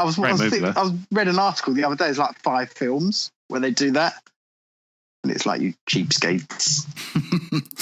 All right, Dave. Thanks for double dipping on this week's show. Let's move on to James from Tumbling Saber, who sent us a voicemail this week. Good evening, boys. Hello from James at the Tumbling Saber podcast. I'm sure you're in the middle of another great show, so let me add some fuel to the conversation fire. We at the Tumbling Saber keep discussing how we'd love to see a Star Wars movie set long, long, long before the OT. Old Republic, maybe before. I'm going to make an assumption that Jedi and people in general were aware of the Force before lightsaber technology was invented. So, would you be interested in seeing a Jedi movie, a Star Wars movie, without lightsabers? And one step further, could we see a Star Wars movie in which the Jedi wield regular swords, but maybe are the inventors of lightsabers? So we get a movie that sets up the invention of the first lightsaber. Would you guys want to see something like this? Or am I way off base? Talk to you soon, guys. Hope you have a great show. You too. What do you think then? I like the idea of the film of the creation of the lightsaber. That sounds awesome, but I wouldn't like to see a Star Wars movie without a lightsaber, because for me, it was all about the lightsaber. Oh, see, I'm the opposite. The only thing that would put me off seeing a movie where it's just about the Force is that it would probably look a lot like Harry Potter. Or Rogue One. Just took the words out of my mouth. How many did you see in Rogue One? Rogue One is like, there's not really any proper Force wielding, though. No, but it's kind of the Force shown more as a ideology, isn't it, than anything else. I mean, I'd like a sort of discovery film where they realise they can even influence it at all for the first time, and they start exploring the limits of what it can do, and then maybe you could even have the first person to fall within that movie. To start sort of using it selfishly and stuff. If you could fold, because I wouldn't be interested, I don't think I would be interested in watching a movie that's about the creation of the lightsaber. I wouldn't mind that being an element in the film. Yeah. But I think that might have its place in some expanded storytelling or in a TV show. Yeah, I think that's what James means, is not so much like a movie just based around lightsabers creation, not like a sort of trip to B&Q, just looking through the shelves for all the bits you're going to need, like Mythbusters or something. Somebody said we can turn these crystals into swords. Myth busted. But I think he's saying, like, as an element of that, I'd love to see. I'll tell you what, I'll kind of revise my earlier answer about seeing an Old Republic TV series. I'd like to see one called Dawn of the Jedi, which is kind of revisits the old legend stuff about the sort of first Force users, which I think actually already had lightsabers. Right. So maybe by the end of the series they'd done that. But I'd love to see that revisited as live action TV. They're dealing with the Darksaber at the moment in Rebels, aren't they? So we're going to learn a little bit more about the origin of the Darksaber, I would think. Apparently we're going to, yeah. Obviously we're a little bit behind in the UK still, so it means that it's annoying because it means I have to skip a big chunk of saber. Transparent saber. Yeah, so you don't know if it's on or off. You just walk around. Check your move, sucker. Just don't put it in your pocket in case you think, Exactly, yeah. What about going way back then? No, I said a while ago, I'd love to see a film literally about the creation of Anakin and how that happened, the whole, almost like the Immaculate Conception sort of situation. I would love to see a film about the birth of the whole thing, how the dark side became and so on. Because I imagine initially it was just a standard sort of way of life, stroke religion, and so on. And the dark side spawned off it because, man being man, we seek more power and whatever. So I'd love to see a birth of this. Yes, big time. It'd be brilliant. That would be biblical proportions. It'd be a bit like Heroes, wouldn't it? To start off with, the similar sort of people finding out they've got this power and starting to test what it can do and what they can and can't do. And you could build some comedic relief in there as well from people trying to like the sort of early parts of the Matrix. Well, where it first learned about that. If I can split hairs just for a second, you can't split mine. You've got I wouldn't two mind. options. Can you leave me as few as do it with as few of mine as you can because I'm running fit. You can go back and you can go back to the start of the Force, or you can go back to the start of the Jedi, and they're two very different things, aren't they? So if you go back when somebody said like there's been Force users and Force worshippers, all these acolytes that we're starting to see in Rogue One, they've been around for millennia, and then you get someone that indoctrinates it and says, no, this is the right way to use it. Mm-hmm. And that's when the Sith come along and say, no, this is the right way to use it. And that's where you get your drama. So I could fully be on board with going back and seeing the start of the Jedi, the Dawn of the Jedi, and not necessarily the start of the Force. Because if you go way, way back to when people are first starting to find out about this magical power and this mysticism, it might be a tad boring. But I'd rather show up with that fully formed and watch people try and bend it to their own agenda. Yeah. That might be interesting. I like the idea of them having a sort of, rather than having a kind of, this is how you use it, no, this is how you use it, have it gradually kind of a group that fragments off and becomes the Sith, and then maybe you even have another group that splinters off, and they kind of there's loads of different factions kind of warring for supremacy, especially on the dark side, because that's where the kind of carnivorous element of it is, isn't it? Yeah, they're all sort of eating each other, and we've seen this, haven't we, with the Obi-Wan and Anakin story? It's like Cain and Abel. Yeah, so I'd still like to see that covered again. Yeah, I'd still like to see Darth Bane explored again in more depth. I would happily see that as a kind of, because that's Old Republic era or thereabouts, quite a way back, where he establishes the rule of two. It's all still canon, isn't it? Not all of it. The trilogies, the trilogy of books isn't, but he as a character is establishing the Sith, the rule order. Of two. Yeah, is still canon. No, he doesn't establish the Sith order. He establishes the rule of two. Yes, indeed. Yeah. Because in Legends at least, there's a Sith order already when he comes in to be trained, and he decides that it's kind of bloated and inefficient, cannibalizing themselves and weakening themselves with their. It's a great set of books. It's so good. And Mark Hamill played him in the Clone Wars. Your camel. Mark Hamill, not my camel. My camel hasn't worked yet. Okay, James. Don't get the ump. Awesome. I think now we're going to run off to a quick break so we can get back to Connor's Corner and then jump into some news. So bear with us for just a second and we'll be right back. It's PP time. If you'd like to support what we do here at Talk Star Wars, you can do so by becoming a TSW sponsor. For as little as £1 per month given securely via PayPal, you can help us keep the lights on here at TSW. When you become a TSW sponsor, we will elevate you to VIP status. As a TSW VIP, you'll get access to an exclusive stream that provides you with fun downloads like HD wallpapers for your desktop, tablet and mobile device, ringtones and text alerts courtesy of our very own audio Jedi at Rob Wade Vision. You'll also receive a monthly newsletter with news about what's going on here at Talk Star Wars, and you'll get a priority release of the new Star Wars audio commentary series called TSW Feature Comms. All this for as little as £1 per month. Head to talkstarwars.co.uk/support and become a TSW sponsor today, and the Force will be with you always. And we're back. So as you've just heard, you can become a Talk Star Wars sponsor and join our VIP program by going to talkstarwars.co.uk/support. What the hell was that? Someone in a rush to get there. That was knocking a bottle off the table. So desperate was she to rush over to her computer and go to talkstarwars.co.uk/support and become a TSW VIP. So, as is customary, after we hear from the sponsorship and so on, it's time for Connor's Corner featuring Leo. So, Connor writes thusly. Good day, gents. I hope that you're all well. So we're finally in the year of episode 8, and I can't wait. And I'm sure you're all equally as excited. We all know what huge Star Wars fans you fine gentlemen are, but I'm sure you have other interests.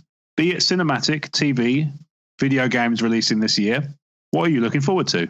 I'm sure there are a few things coming our way this year that have already piqued your interest, and as you always say, every week's podcast is someone's first. So this seems like the perfect opportunity at the top of the year that some of your new listeners get to know our friends and show hosts. I can't wait to hear what you're looking forward to. I myself am nervously optimistic for the new Blade Runner 2049 and hoping that Fox treat us to a 40th anniversary cinema release of Star Wars. It would just put a whopping great cherry on that little Star Wars story we got for Christmas. Seeing the original back on the big screen would be awesome. It would just keep our thirst quenched for episode 8 and stick a nice little theatre-only trailer in there while they're at it. A man can dream, eh? Anyway, let's see where this goes, and we can't wait to hear what you're looking forward to. Your friend Connor, proud knight of the Commonwealth, may the light of Leia shine brightly on you all. Sent by Bothans. I like that little tag at the end there. Oh, too soon, dude. Awesome. Right, so what are we looking forward to this year then, guys? Quite a few, actually. One that's grabbed my interest since the sequel. I enjoyed the first film, but I enjoyed the sequel more. But I'm really, really keen to see War of the Planet of the Apes. Okay. Yeah, that does look good. I love those films, seriously. Yeah, very good. Obviously, being a family man, the live-action Beauty and the Beast looks quite amazing too. You can hear that we're all really... Well, don't care. That Skull Island might not be too bad. Oh, yeah, that's a good one. Kong looks bad, yeah. a slightly different angle. Yeah, I like the idea of that. Don't know, really. What else? Blimey. It's hard to What about tell. Alien Covenant? That's kind of I just good one. hope it does a lot better than... what was the other one? Prometheus. Prometheus. Yeah, Prometheus left a bit of a... Not a bad taste, but a weird taste. That's a good watch. If you watch that again, if you rewatch that, I liked it a lot better the second time and a lot more the third time. Okay. I can tell you that you're wrong empirically, and that film is a poo. Okay, thanks. That's brilliant. Moving on. And purely for who he is and everything he stands for, I want to see Dunkirk. Yeah. That's going to be that's going to be another Saving Ryan, Saving Mr. No. Private Ryan, isn't it? Not Ryan's Privates. That's another film altogether. Rob, what are you looking forward to this year, mate? So in terms of video games, I'm looking forward to Legend of Zelda Breath of the Wild. So that's the one that's just had its trailer out this week, and it looks so good. What platform's it on? It's on Switch and Wii U. I'm not buying the Switch, which I'm happy to talk about in more depth in the After Dark sides, or at least I'm not buying it straight away. So I'll probably pick up a Wii U copy. But it just looks so good, and it looks like my sort of thing, and it's big and open world, and it looks gorgeous in motion, and they feel like they've nailed the art style, which is always an encouraging sign. Yeah, it does look good. Yeah, in terms of other stuff, I've not really been keeping up with a lot of the releases. I've been really looking at the Switch as the only thing that's coming up that I've kind of got a vague interest in. To be honest, I'm looking forward to having a chance to get rid of, to clear through some of the stuff I've acquired in the past. And there are a couple of games that came out late last year I want to get into. TV wise, I'm hoping to hear more about the Punisher getting his own series on Netflix, perhaps. Yeah, I'll agree with that. I really want to see this Justice League Dark animated movie that's coming out, because I'm a big Constantine fan, so that always piques my interest. Sorry. Go on. Baby Groot looks fun. Yes, it does look fun. Yeah, that's on fun. That's on my on my list. He's running away down the cave. Looks awesome. That's a great trailer. 100 Days Away. What other TV? Oh, there's a new series of Impractical Jokers coming this year. Starts in a couple of weeks, and I love that show so much. You'd think everyone recognised them by now, wouldn't you? You'd think, but New York's a big place. And also, they, obviously it's lots of nearby states, and they've made a trip to England for an episode now, which is coming out in a couple of weeks' time, I think, or if it hasn't already done. Free speech will probably be gone by then if Trump's in. That's the spirit, Steve. Steve, what are you looking forward to? I'm looking forward to Blade Runner as well. I'm looking forward to The Wall, Steve. I have. I'm looking forward to Alien Covenant, which will be good. I think that's going to be good. I think it's going to be, he learned his lessons from Prometheus. I'm looking forward to Breath of the Wild as well, but I won't be buying one. But I did play Legend of Zelda Ocarina of Time when I was a lot younger, and I loved that. I'm looking forward my way through this. That's all right. I'm looking forward to Xbox Scorpio.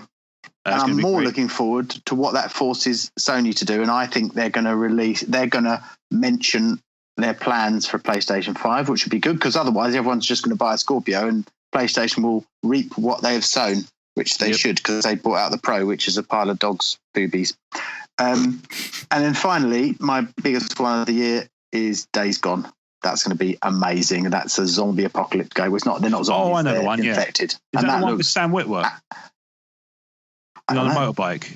Yes. Yeah, that's Sam Witwer. Oh, wow. The guy who played Starkiller in Force Unleashed, and also he's Darth Maul in Rebels. Interesting. Sam Witwer. Yeah. That there you go. It's trailer looks absolutely phenomenal. I forgot all about that game, actually. Yeah, I'll put that on my list as well. I'm very intrigued by this. Big one for me. I'm also cautiously optimistic about Blade Runner 2049, actually. The teaser looked quite good. Well, is it Ryan Gosling, isn't it? Yeah. It is, yeah. Yeah, I mean, he's good in whatever he does. He's top-notch, isn't he? Yeah. Yeah. Did you guys see, speaking of trailers, did you see the Power Rangers trailer? No. I didn't, out of principle. Oh, no, I'll have to watch it now. It actually looks pretty cool. The way they've done Bryan Cranston is incredible. It's not what they're used to for Zordon. No, they're not doing those silly arm movements every time they talk, are they? No. Good. What? No. Not like anime style. I get the impression that Steve's been doing those arm movements during that last statement. Yeah, I think so. Like doing arm movements all night. Shatner stage direction. I saw the new trailer for Logan. I'm quite keen on that. I haven't seen that. You'd see that. I'm not crazy. It's not doing much for me. But I'm not crazy about the language and stuff in it though. It's like. Did you watch an international trailer by mistake? Is there a red band out there? There's a red band, yeah. Yeah. Is there a lot of swearing in it then? There is. I just don't. What's the need? It's a superhero film at the end of the day. We're getting old, Mark. I think I am. I just like things. Homecoming might be cool. I just like things simple. Homecoming could be cool. Yeah. Homecoming looks really cool. Yeah, Spider-Man's on my list. Yeah. Guardians 2 is on my list. They'll be kind of in my wheelhouse. House of Cards I'm looking forward to on Netflix. Stranger Things season 2. I just rewatched Stranger Things. I did not like Stranger Things first time through. Okay. But when I sat and watched it again, and I gave it my undivided attention, I got a hell of a lot more out of it. I really enjoyed it. Nice. So it's one you have to really devote yourself to rather than sort of have it on in the background. Oh, yeah. You can't second screen that. All right. And Millie Bobby Brown is a revelation. I really want to see her go further. Oh, yeah. I saw that, yeah. They're connecting her to Leia at the moment. She wants to play a young Leia. I would be completely on board with that. I think she's wonderful. Talented beyond ears. And, of course, I'm looking forward to the episode 8 trailer and the movie. Mm-hmm. And in terms of Star Wars books, I'm looking forward to Thrawn, because I don't know anything about that character yet. All I know is the little bit that I've seen on Rebels. You've never read the Empire, right? Yeah, I mean, Heir to the Empire is no longer canon, but if they do it to the same standard as that, then we're in for if Tim recaptures the old glory, we're in for a real treat. Well, I know that they're going to have to do this right, because so many people are looking at it. Yep. So I'm sure whatever they unpack for this character that's new to canon will be held up to a really high standard. So I'm very keen to get into that and learn a little bit more about him, because it's becoming more and more intriguing to me that there's this near human so close to the Emperor. Yeah. And knowing how he feels about that. Yeah, but that's because this is the whole thing about it. That's what I was saying about why he fit in the post Jedi era better than I thought he would in the Civil War. But I think they've just kind of sold it as, he's an alien, but he's a humanoid alien, and he's that damn good. Mm. Yeah, that's very intriguing. Yeah.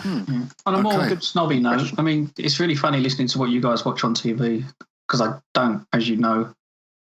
I'm really looking forward to Celebrity MasterChef. I know that. I'm sure that'll be on in our house, Paul. And we adore. I'm waiting for, which I think starts next week. Sky Arts. They do Portrait of the Year, and if you got a mild love for sort of the approach to art people use, and it all starts off with self-portraits. It's just members of the public all into this massive competition. It's like 2,000. I can't seriously push it enough. It's amazing watching these guys create these masterpieces of work. It's absolutely beautiful. Yeah, I've seen that advertised, and I'm a bit of an art fan, so I might have to check that out. It's awesome. It starts next week, I think, mate. And this other tiny little thing that I need to, number one, complain about, and number two, really scream about is I helped a crowdfund campaign about 18 months ago for a certain little thing called Score, the movie documentary, which is complete. Oh, yeah. Okay. And from what I understand, it's cleaning up at a majority of the film festivals. It's gone massive. Nice. And it's actually now, initially, I think this thing was being labelled to just have a YouTube release at the tail end of last year. But they got a little bit of channeling and they pushed it in a few different directions, and they've actually got it into some major movie festivals. And it's really knocking the ball out of the park. And from what I understand now, they've actually got distribution for an actual global release on this thing. Theatrical run. Yeah, that I cannot wait to see, especially when it's the kind of thing I've been going on about on my little site for some time. So I've just realised I've got a Kickstarter reward coming this year. Yeah, well, my reward, I mean the credits. Oh, well, even better. I don't care about the film. I just want to see my name. Yeah, I'm not in any credits, but I get Kickstarter board game, and that should be released in April. Cool. So that'd be cool. Yeah, cool. Big time. Awesome stuff. Well, we've got a lot to look forward to this year. Yeah, it's great. Great one. Nice one. Connor's glad he asked. Thank you, Connor. Yeah. Hopefully you got a few bits to take away from that. House of Cards and Stranger Things 2. They're the only reasons to stick with Netflix at the moment. And naturally I'm sure we'll get a swathe of people on Twitter saying, I can't believe you missed blank. Yeah. Are you not excited for this or this? Yeah, and the answer is probably. I'm drawing a blank. And if we're not, then your tweets will certainly open up a few options to us, I'm sure. Yeah, that's it. Feel free to get in touch and tell and recommend us stuff we might have missed, or remind us of stuff we might have forgotten about, because I'm always happy to check out new cool looking stuff. A certain inauguration, maybe? I'm going to be streaming it all day, mate. You can't stop. Okay. It's going to be funny if no one turns up. It's going to be great. Okay, it's going to be great. It's going to be huge. It's going to be huge. All right, let's get to Twitter poll results then. This one's been dormant for a little while because obviously we missed a week. Going to do a Twitter poll. We're going to make Facebook pay for it. The last huge Twitter poll we did was, what would you like to see in a future Star Wars animated TV show? Would you like a post-Return of the Jedi saga story, Knights of the Old Republic, a young Luke Skywalker show, or a sequel era show? Yes, please. Surprisingly enough, the one I think we're probably going to get, whether I want it or not, young Luke, only got 8% of the votes. This Twitter poll went out to 2,319 people. 41% of those who voted want to see post-Return of the Jedi saga stories. So there is a nice big open field of time there to set stories in, isn't there? Between Jedi and The Force Awakens. So perhaps they shall get their wish. Did you have any preferences, chaps? I voted post Jedi. Yeah, me too. Oh, nice. Okay, maybe my vote was a little bit misguided. Okay, so let's get into another. I haven't had a chance to post the results in yet, so that's an old. What you're looking at on the show notes is the old Scooby. Yes, the old one.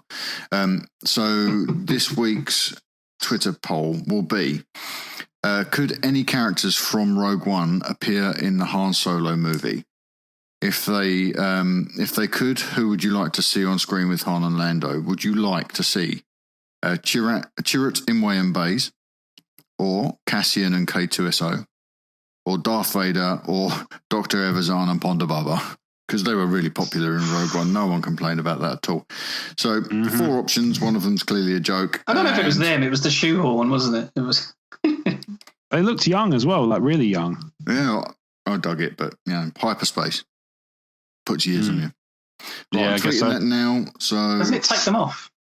That will be pinned to our profile So go and have your say there. Let's pin to the top of the page right now.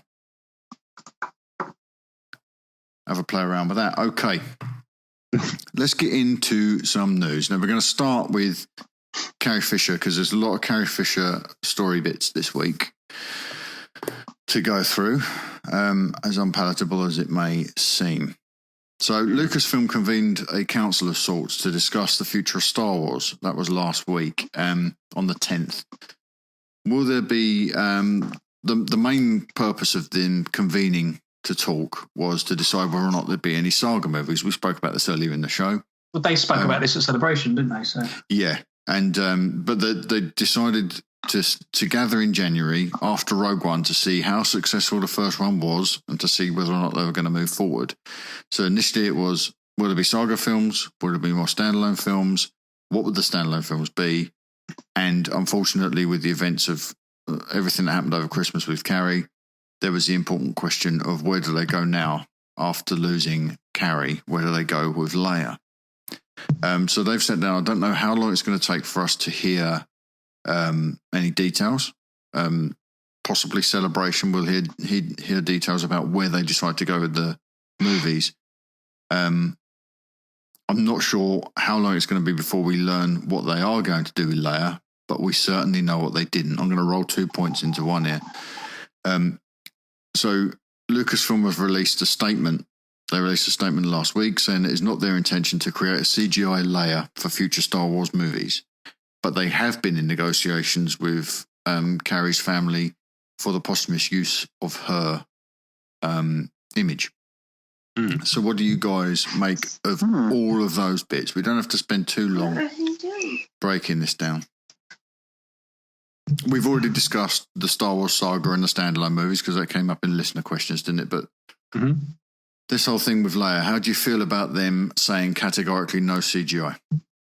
No plans for CGI. They didn't say no CGI. They said no plans currently. Do you think they're just leaving it alone out of respect? So, like, almost saying we're not even going to go there yet. I think that's part of it. I'd be kind of fine with them just saying, look, we don't want to think about this right now. We'll cross that bridge when we come to it, and go with what makes the most sense. I think actually people say they wouldn't want CG, but I think they'd actually dislike a recast more. Absolutely. Yeah. I hate and the idea I certainly would. Yeah, I wouldn't be happy with it. I wouldn't be wild about the idea of a recast. No, that would be terrible. That would be simply terrible. And it would be, I don't think that Carrie would. I mean, I can't obviously speak for her, but I don't imagine she would want everything to sort of that character just to stop happening. I think she'd probably think the CG was awesome. I do. I think Peter Cushing would have thought it was awesome. She was a fan of what happened. She squealed with delight, apparently, when she saw her younger self at the end of Rogue One. That's awesome. She was thrilled with that. Yeah. But we were along, the 2 minutes of Tarkin that we got in Rogue One took 18 months and millions of dollars to produce. And it wasn't successful because people picked holes in it. Yeah, but then I think they would have done, they're going to do that. There's going to be somebody to pick holes in anything you do. It doesn't matter what you do. There's always going to be somebody to pick holes in it. You just have to. Yeah, but a lot of people that they didn't go the whole hog. I mean, we've been here before, but I think this Carrie Fisher might be that that tipping point where we move away from the uncanny valley and start actually seeing something that's had the right amount of money and time. I still maintain you're never going to get fully there. I just don't think that's ever going to happen. It depends how much of the story is required using her character. Surely True. You can't. I mean, you're not going to do 2.5 hours of CGI. The rendering alone would take 2 years. Yeah. Well, no, it would. Yeah, I mean, you could just have. That's true. It was 24 hours per frame of Avatar in some situations because that's how much detail was going on. That was just the rendering, let alone the construct. She wasn't in Force Awakens that much, was she? So there's not that much. If they stay at that level, there's not that much to do of her. I think, we've got a situation here as like the Guy Henry variant. And I remember Nathan bringing this up in the Facebook group when we'd mentioned that we were referring to any digital Tarkin because we hadn't seen the film at this point. Any digital Tarkin would just be a body double with some CG slapped on it. Mm-hmm. And he was right to call us out for that. And by us, I mean me. it was wrong Safety in numbers, mate.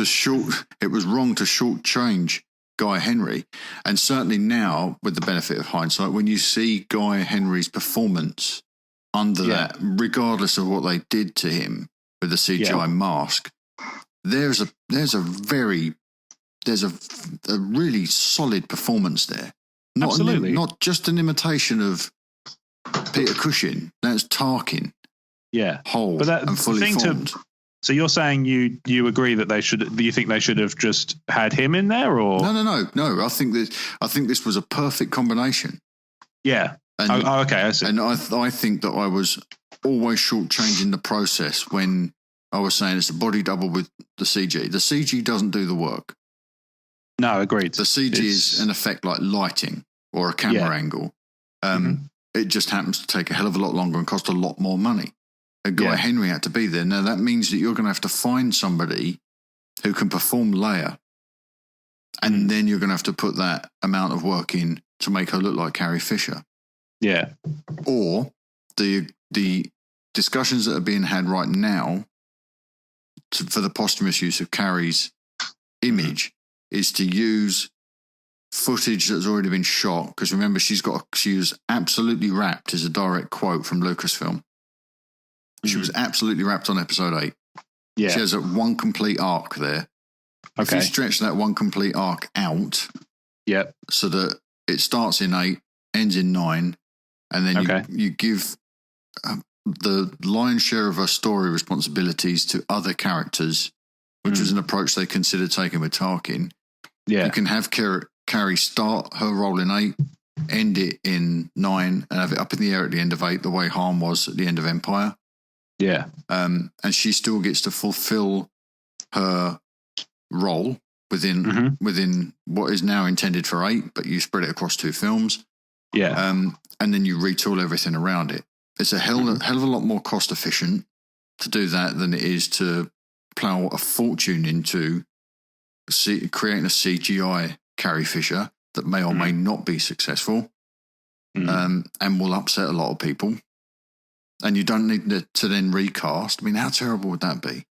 I think it'd be awful. I think I'd rather see CG, and I'd rather see CG that's, forget Tarkin. I think I'd rather see CG that's not even there than recasting. Yeah, so would I.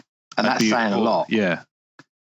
I mean, I don't know if your option is actually doable either, Mark, because you're still talking about a beep ton of money to retool a film in and move her bits and then rework the original into, a workable film.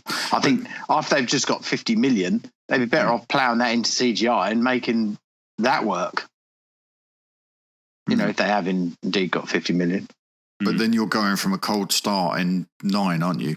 You're starting with a blank slate because Carrie hadn't done any work in 9. No, and you would absolutely have to nail it as well as you could, and make sure some people don't like it, then they don't know Carrie Fisher, and I don't know Carrie Fisher, but from what I know about Carrie Fisher, I can't imagine her saying, "How dare you use my image in 9? If I'm dead, then Leia's dead." I mean, she would never say that or even imply that, would she? She would want it to go as normal. And I'm sure that's got to be the case. It's all about the story, isn't it? And real life coming into it sucks. That would be Carrie's priority, I would say, the story. She was a writer, she was a creative person, and I think she would want the story serviced.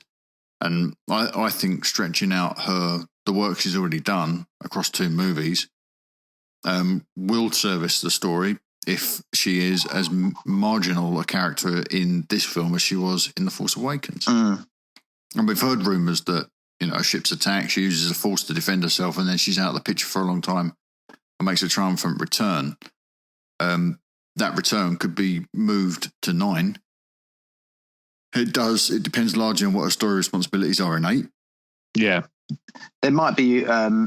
like where they actually say she says a certain sentence, that it's the actual what that sentence implies is moved into a different scene, so it has a different result. Maybe. But works. Could be. Do you know what I mean? Yeah, sort of. It depends who she's impacting on at that particular time, doesn't it? So I honestly, I would. Like, I think we're all in agreement. No new actress, no, please. Not for like continuous. If it's, if we're talking about an old sort of further back in timeline somewhere, then for sure you can absolutely do that as long as you get somebody who sort of looks somewhat the part. Yeah, like the girl from Stranger Things. Yeah, like the girl from Stranger Things, or like Alden for Han Solo. He looks like he could be a young Han Solo. As long as it's something like that, I don't have a problem with. I'm not saying, I don't think any of us are saying you can't put Princess Leia in a film at all because it's not Carrie Fisher. I just think anything that's following on from Episode 7 has to be Carrie or nothing. Yeah. Yeah, definitely. Yes. Okay. Well, I don't envy them. No, not at all. And I mean, this thing, I think it would be. I actually thought it was. I understood why they did it, but I actually thought it was kind of a tricky one to say we've got no plans to do CG likeness, because if they then later on find that, for example, they recast and everybody loses, toys come out of the pram. Like I say, which would include me. I'm not discounting myself from that. If they then go, bugger, well, we've already said we're not CGing, so we've kind of shot ourselves in the foot.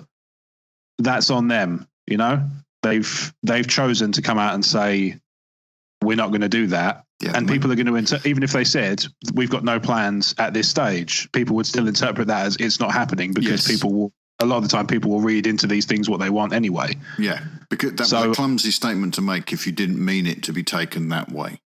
Yeah, for sure. I mean, it may be that they do mean it to be taken that way, but I feel like they've kind of put themselves in a corner that they can't then later on turn around and say, oh, you know what, actually we've had to have a change of heart because we just can't find another way that works. I think they're going to get more backlash for that than for doing CG. It says to me, it implies anyway, I guess, that they've already committed to a path. I mean, maybe the way the story goes has made that path somewhat simple for them. Who knows?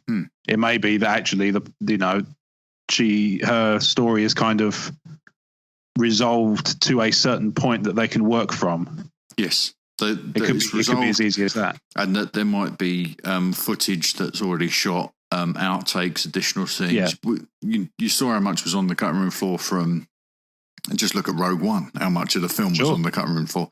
And we know that there are scenes that involve Leia that were taken from The Force Awakens. There could be that stuff littering the cutting room floor for 8. We just don't know how much of Carrie is in the can and not intended to be used. And they might be able to use those as cutaways, reaction shots. Tell different stories. And Oliver Reed it, from in Gladiator, where it's not like there's a huge dialogue-intensive scene that requires Carrie on set playing off of other actors, when you can cut to footage that was already shot and prepped for another film. Yeah, and also, I mean, not for nothing, but I said this on previous episodes, you can also blow up a ship with her on it.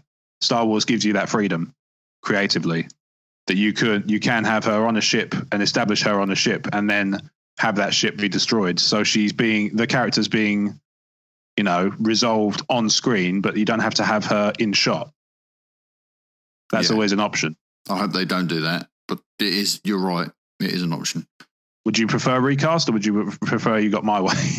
I would prefer they did it my way, which is to extend the footage, extend the story that's already wrapped up for 8 across 9, and have a story resolve in 9 instead of 8, and retool the rest of the film around it. Yeah, sure. Okay, we've got a couple of other bits to discuss about Carrie. Just in that. So Carrie's death certificate was issued to her daughter, to Billie Lourd. It detailed the cause of death as a deferred effect of cardiac arrest. But notes that this really upset me actually, notes that more investigation is required to determine an underlying cause. I've put a link in the show notes. I'm not sure how much we want to really go into this tonight, but it's I found it quite upsetting that they were looking that some of the stuff that seemed to be between the lines in this article left a nasty taste. Well, that. I mean, I imagine that's pretty standard. I don't think that's unique to this case. I think it's just it feels raw because of this, because of what we know about history. Yeah, I think that's pretty by the numbers, to be honest. I don't think that's something specific to this case. I think it just feels like that because of the circumstances we know. Yeah, I hope you're right. I think that's, let's say, I'd be very surprised if that's not quite common, especially when it's sort of somebody who is quite young to experience what they experience. Yeah. I think in that situation 60. they will do. Yeah, exactly. It's not a lot older than some of these old boys on this show. Well, I mean, but then at the same time, I could be hit by a bus tomorrow. Yeah. I don't plan to be, but then I do work in London, so that is a risk. Okay. Lot more buses there. Carrie also, I don't know if you saw this story, but Carrie kept a sense of humour even after death by having a giant Prozac pill-shaped urn for ashes. Wonderful. Charming to the last. I've put in there that it's a giant Prozac pill-shaped urn. It's actually, she had this giant Prozac pill. It's just been repurposed as an urn for her. Yeah. But I think it was Billy that said it was one of her favourite possessions, these things. Oh, that's wonderful. As kind of morbid as it sounds, I think that's absolutely fantastic. It's really do. Very typical of Miss Fisher, I think. That's how I picture. If you were to be able to, in a position to ask her, what do you think of that? She'd think it was amazing. Yeah. No, I think you're right. Guys, what do you think, Paul? I thought it was a show of strength. Absolutely. Frankly. Yeah. I mean, rewinding a little bit, I didn't really comment on the direction the movie should go. But personally, and I probably don't get much agreement with this, I think this might be the chance where the fans get to say goodbye to her as much as the family did. So I'm happy to more or less say goodbye to her via the movies. I think they should give her an honourable goodbye, and we'll be part of it, if that makes sense. I'm not trying to be too D&M. That's just the way I'd like it to happen. Yeah. I think it would honour her, frankly. So. Yeah, no, I agree with that wholeheartedly. Steve, would you like to add anything to the Carrie Fisher discussion before we move on to Rogue One? Only following on from what Paul said. I mean, why even write her out at all? Why don't they say, hang on a minute, she wouldn't want to go? Why are we faking her out? Like, why not say, well, we don't know what's going to happen to Leia. Let's keep her in as long as the story needs her.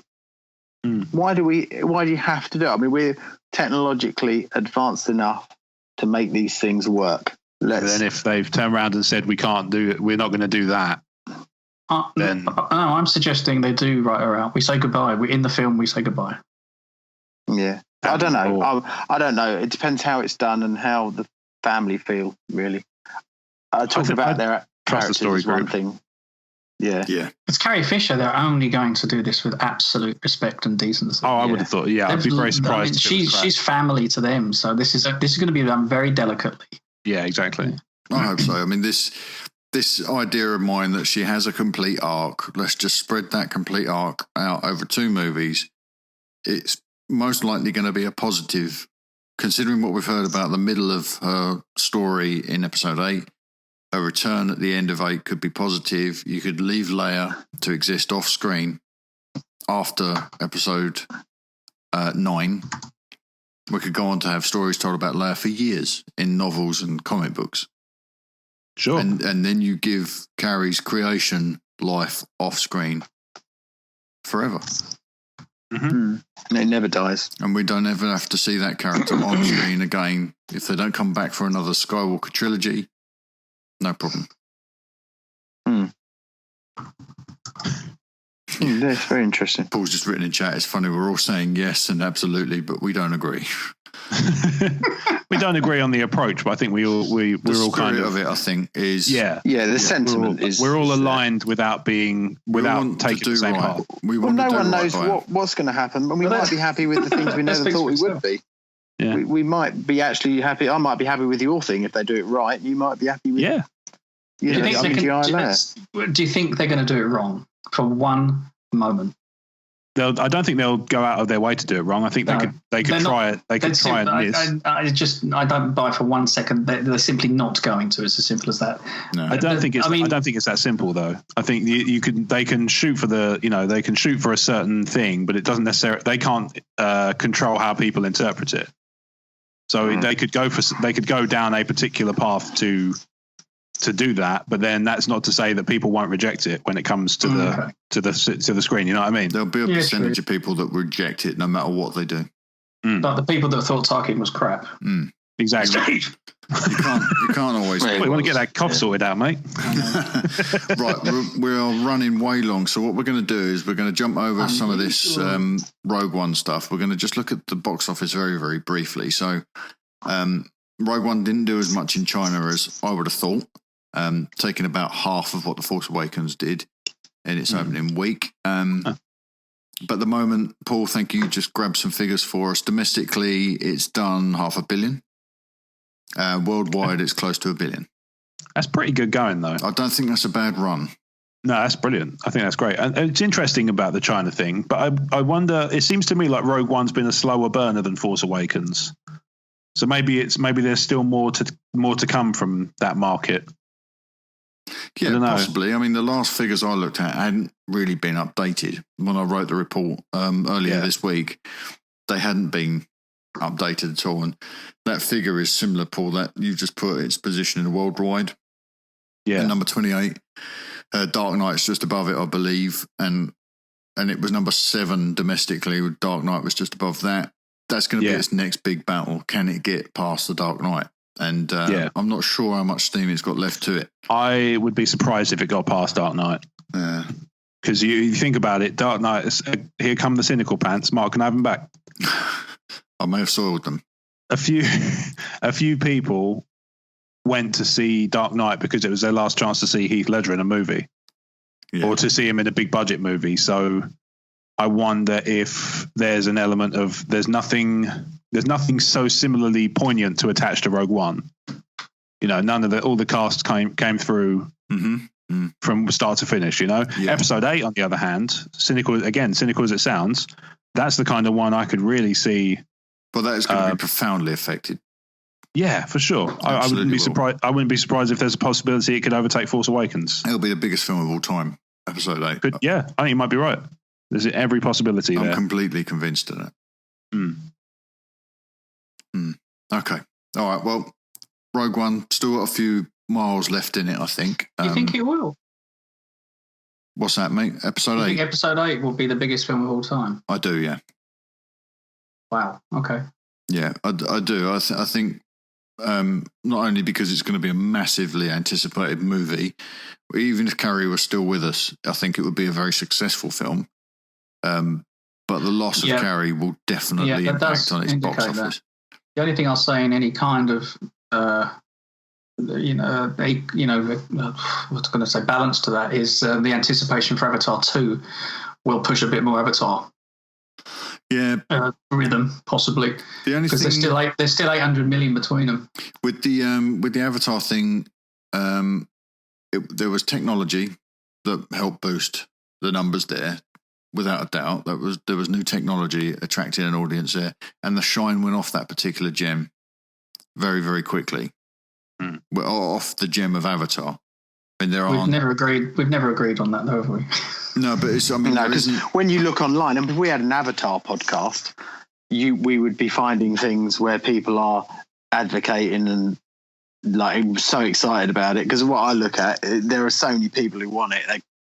It's just obviously it's gone quiet because there's no news on a release date. Once those trailers start coming out, it'll be just like Star Wars. It will be amazeballs. I hope you're right, because this sort of competition really is an injection into the industry, and I hope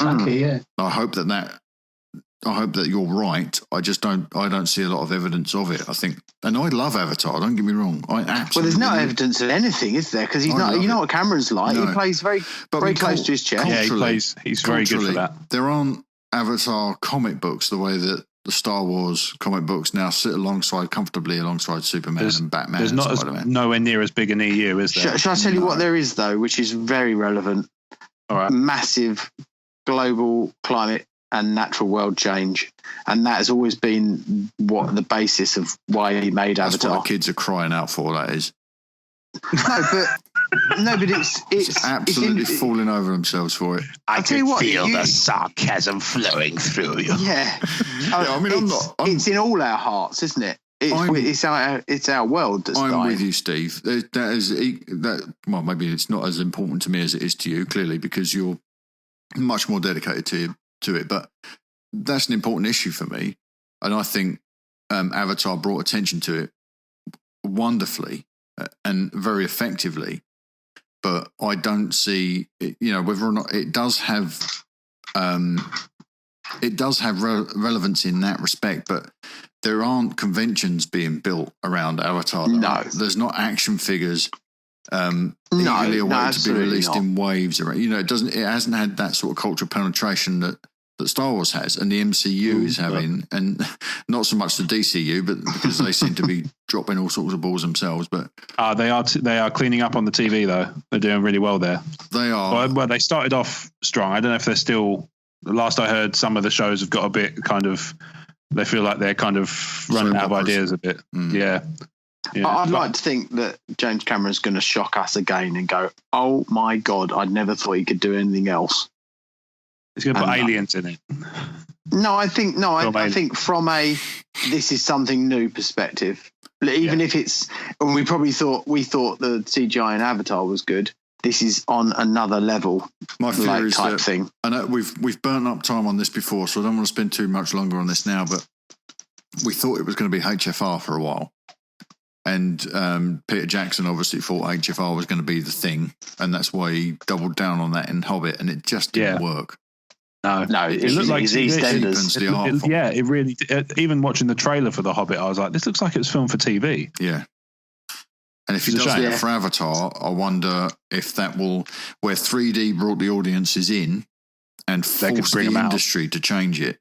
Yeah, I think HFR will put too many people off. Maybe, and it's not the everyone will be able to access it. It's a software upgrade. It's not like for Avatar, it's hardware upgrades. But with HFR, these things, they're very easy to retrofit the theatres now, so you can have a really wide release. I just think it will put too many people off. Anyway, let's move on from the Avatar talk, and we're going to jump over a couple of bits here, just so we can get to one quick bit on episode 8, and then we'll wrap up on the Han Solo movie.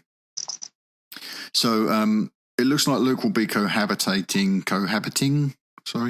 on Arc 2 with convoys, the 4 significant birds from Star Wars Rebels, and they're not in Clone Wars as well. They were in Clone Wars, yeah, but they're most prominent in Star Wars Rebels because when Ahsoka left the story, there was a convoy that flew overhead. Convoy. Is it? Yeah. They're convoys, and the plural is convoy, I think. Oh, I see. Okay. So a single one is a convoy, and then it's convoy. Indeed, yeah. Right, I see. So most of Luke and Rey's episode 8 scenes will be on Arc 2 as well. This sort of snuck out, and there's a thing there about Rey fighting a sea monster, and I don't know much more about that. It'd be interesting. Convoy. Thanks, Paul. They've done a new canon book where Quinlan Vos fights a creature a bit like that on Dathomir. Right. So they could, it might go along with something like that. Luke did it in his canon novel as well, Heir to the Jedi. I need to give that another go. I can't really remember much about it. Yeah, it was horrible, and I stopped reading it. But this Rey fighting a sea monster thing aside, very intrigued by the convoys. Yeah. This came out, these little birds, because they're based on the puffins that are all over Skellig Michael Island. Yeah. So I think they had to stick something in because there was a lot of these puffins picked up on camera at the end of episode 7. Yeah. So it looks to me like they decided, quick, let's put a creature in there so we can explain what all these puffins are, because there's nothing you can do about it. You can't just evict a bunch of puffins. You paint them all green and then green screen them out. Yeah. You're the environmental side. You can we can't get more environmental than green. Than suffocating birds.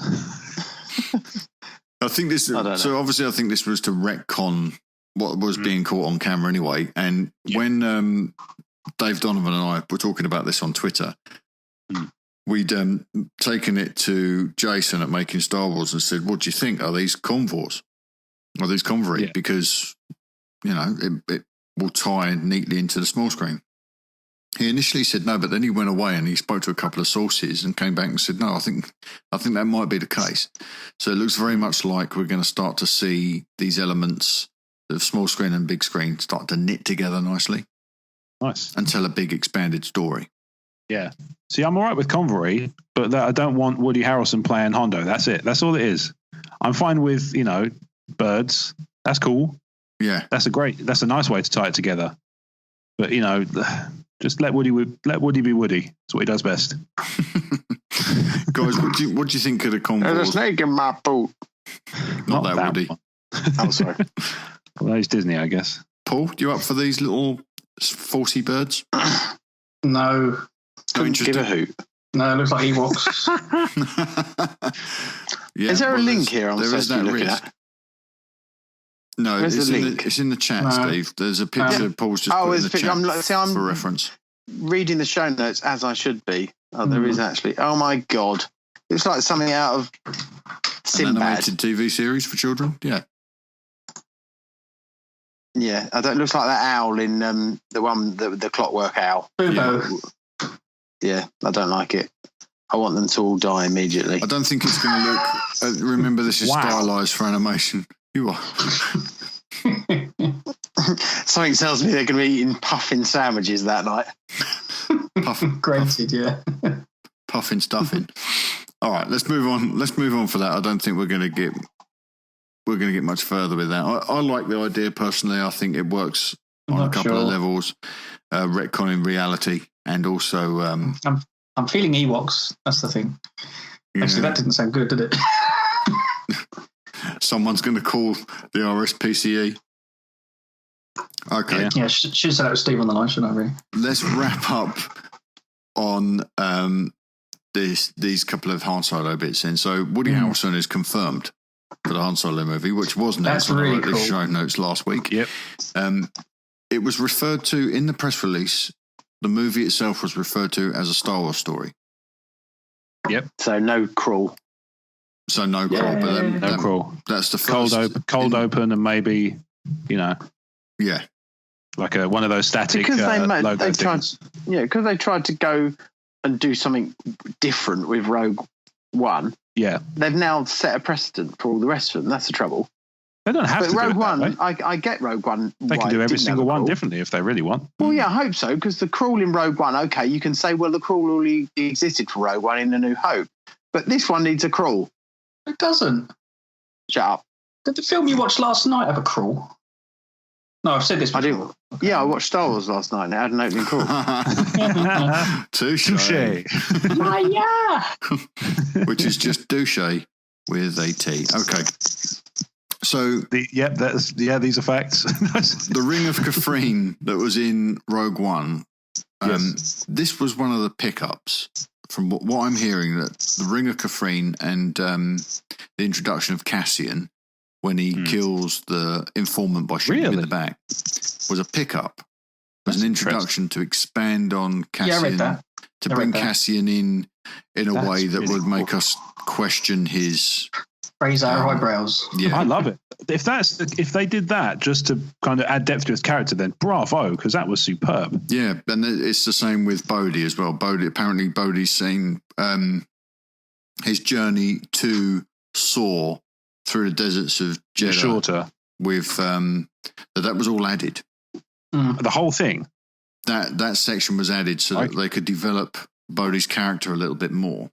Yeah. So I think that might have been why we didn't see Edrio 2 tubes at Comic-Con, because he was an addition during the reshoots. I think I see. Yeah. Okay. So the Ring of Kafrene being added, is it possible that was a location intended for Han Solo? So they've seeded the idea now, so that when the Han Solo movie rocks up, they can start trading out of the Ring of Kafrene. Makes perfect sense, doesn't it? It'd be kind of cool too. It would be great if they've done. Imagine how cool would it be if that was just something that was on the board, on a storyboard somewhere, just as a kind of concept sketch. As far as when they hit the reshoots, they're like, right, what do we want to? I like this. Let's flesh this out. And that just from there, it's kind of from those really humble beginnings, it's become this cool sort of trading post almost, which could then have infinite numbers of tie-ins to later movies. That would be great, wouldn't it? Yeah, it would be awesome. And to me, it says that this is one of the clear benefits of having many minds working on these things, many creatives, and not just the one auteur anymore. But you've got other people that are saying, we need to throw something and we need to get Cassian into the story quicker. How can we get him into the story quicker? Well, why don't we throw him in here? And while we're at it, someone else says, why don't we use this location that we want to start using in Han Solo? So we seed it in and you start knitting the entire story, the entire universe we know. We start knitting it together. So the Ring of Kafrene is not exclusively Rogue One's. Yeah. Oh, I hope it's definitely not. Because I'm hoping that we might see bits more of Mos Eisley, some of the locations that have kind of been traded on in the EU. Now Nar Shadar's back in canon now, even though that was a weird journey. Yeah, that was an odd one. Yeah, but it's I think it's interesting. It does tie in with the rumor we'd heard recently that there was a location in Rogue One that was purely there to set up a location that was going to be used in a subsequent film. Yeah. And the conclusion that was drawn was that it was Mustafar and it was going to be an 8, and that maybe Snoke was in Vader's castle or Kylo Ren was in Vader's castle. And that still makes sense. Yeah. But I just think makes perfect sense. This feels Snoke right being to there me. makes sense. Would be cool. Okay. Indeed. Hopefully they use it. Right, let's wrap things up then, because we've gone for over 2 hours now. And you're welcome. Yeah, you're welcome, everybody. All right, so thank you very much for listening to Talk Star Wars again this week. Don't forget to head over to iTunes, leave us that 5-star review we spoke about earlier, and we will Ron Burgundy your review. So whatever you write in there, we'll read, as long as it's clean and not full of hate.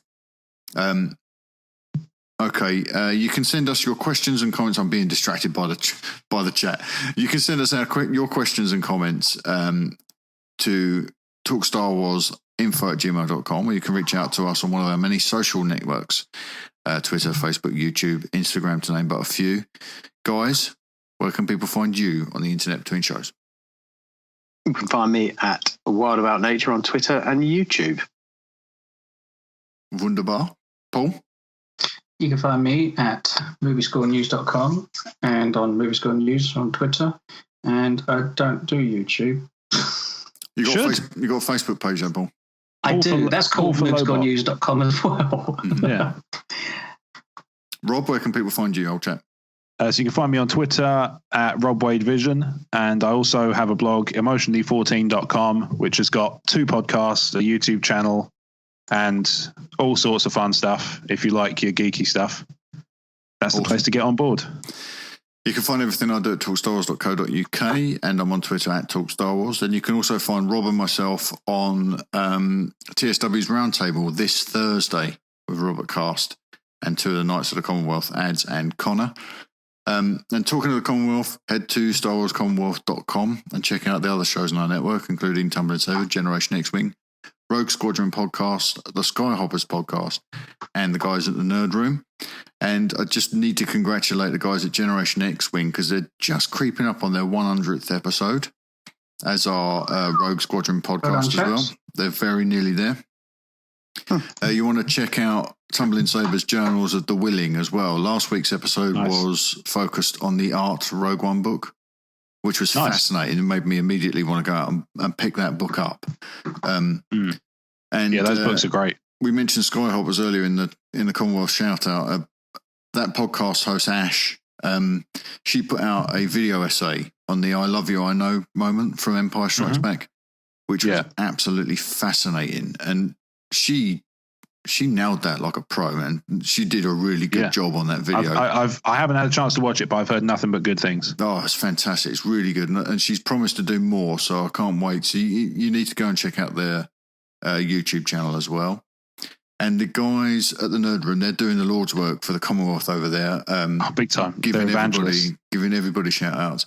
Well, they're starting their Marvel movie retrospective soon, and they're going to have a special episode dedicated to each of the Marvel movies leading up to Infinity War, which I think is really bold, really brave thing to do. A lot of work involved in that. So don't miss out on that. You can find the links to all of these shows at StarWarsCommonwealth.com, and we will see you there. Okay, thanks a lot for this week, guys, and we will see you guys next week. See you later. May the force be with you. It's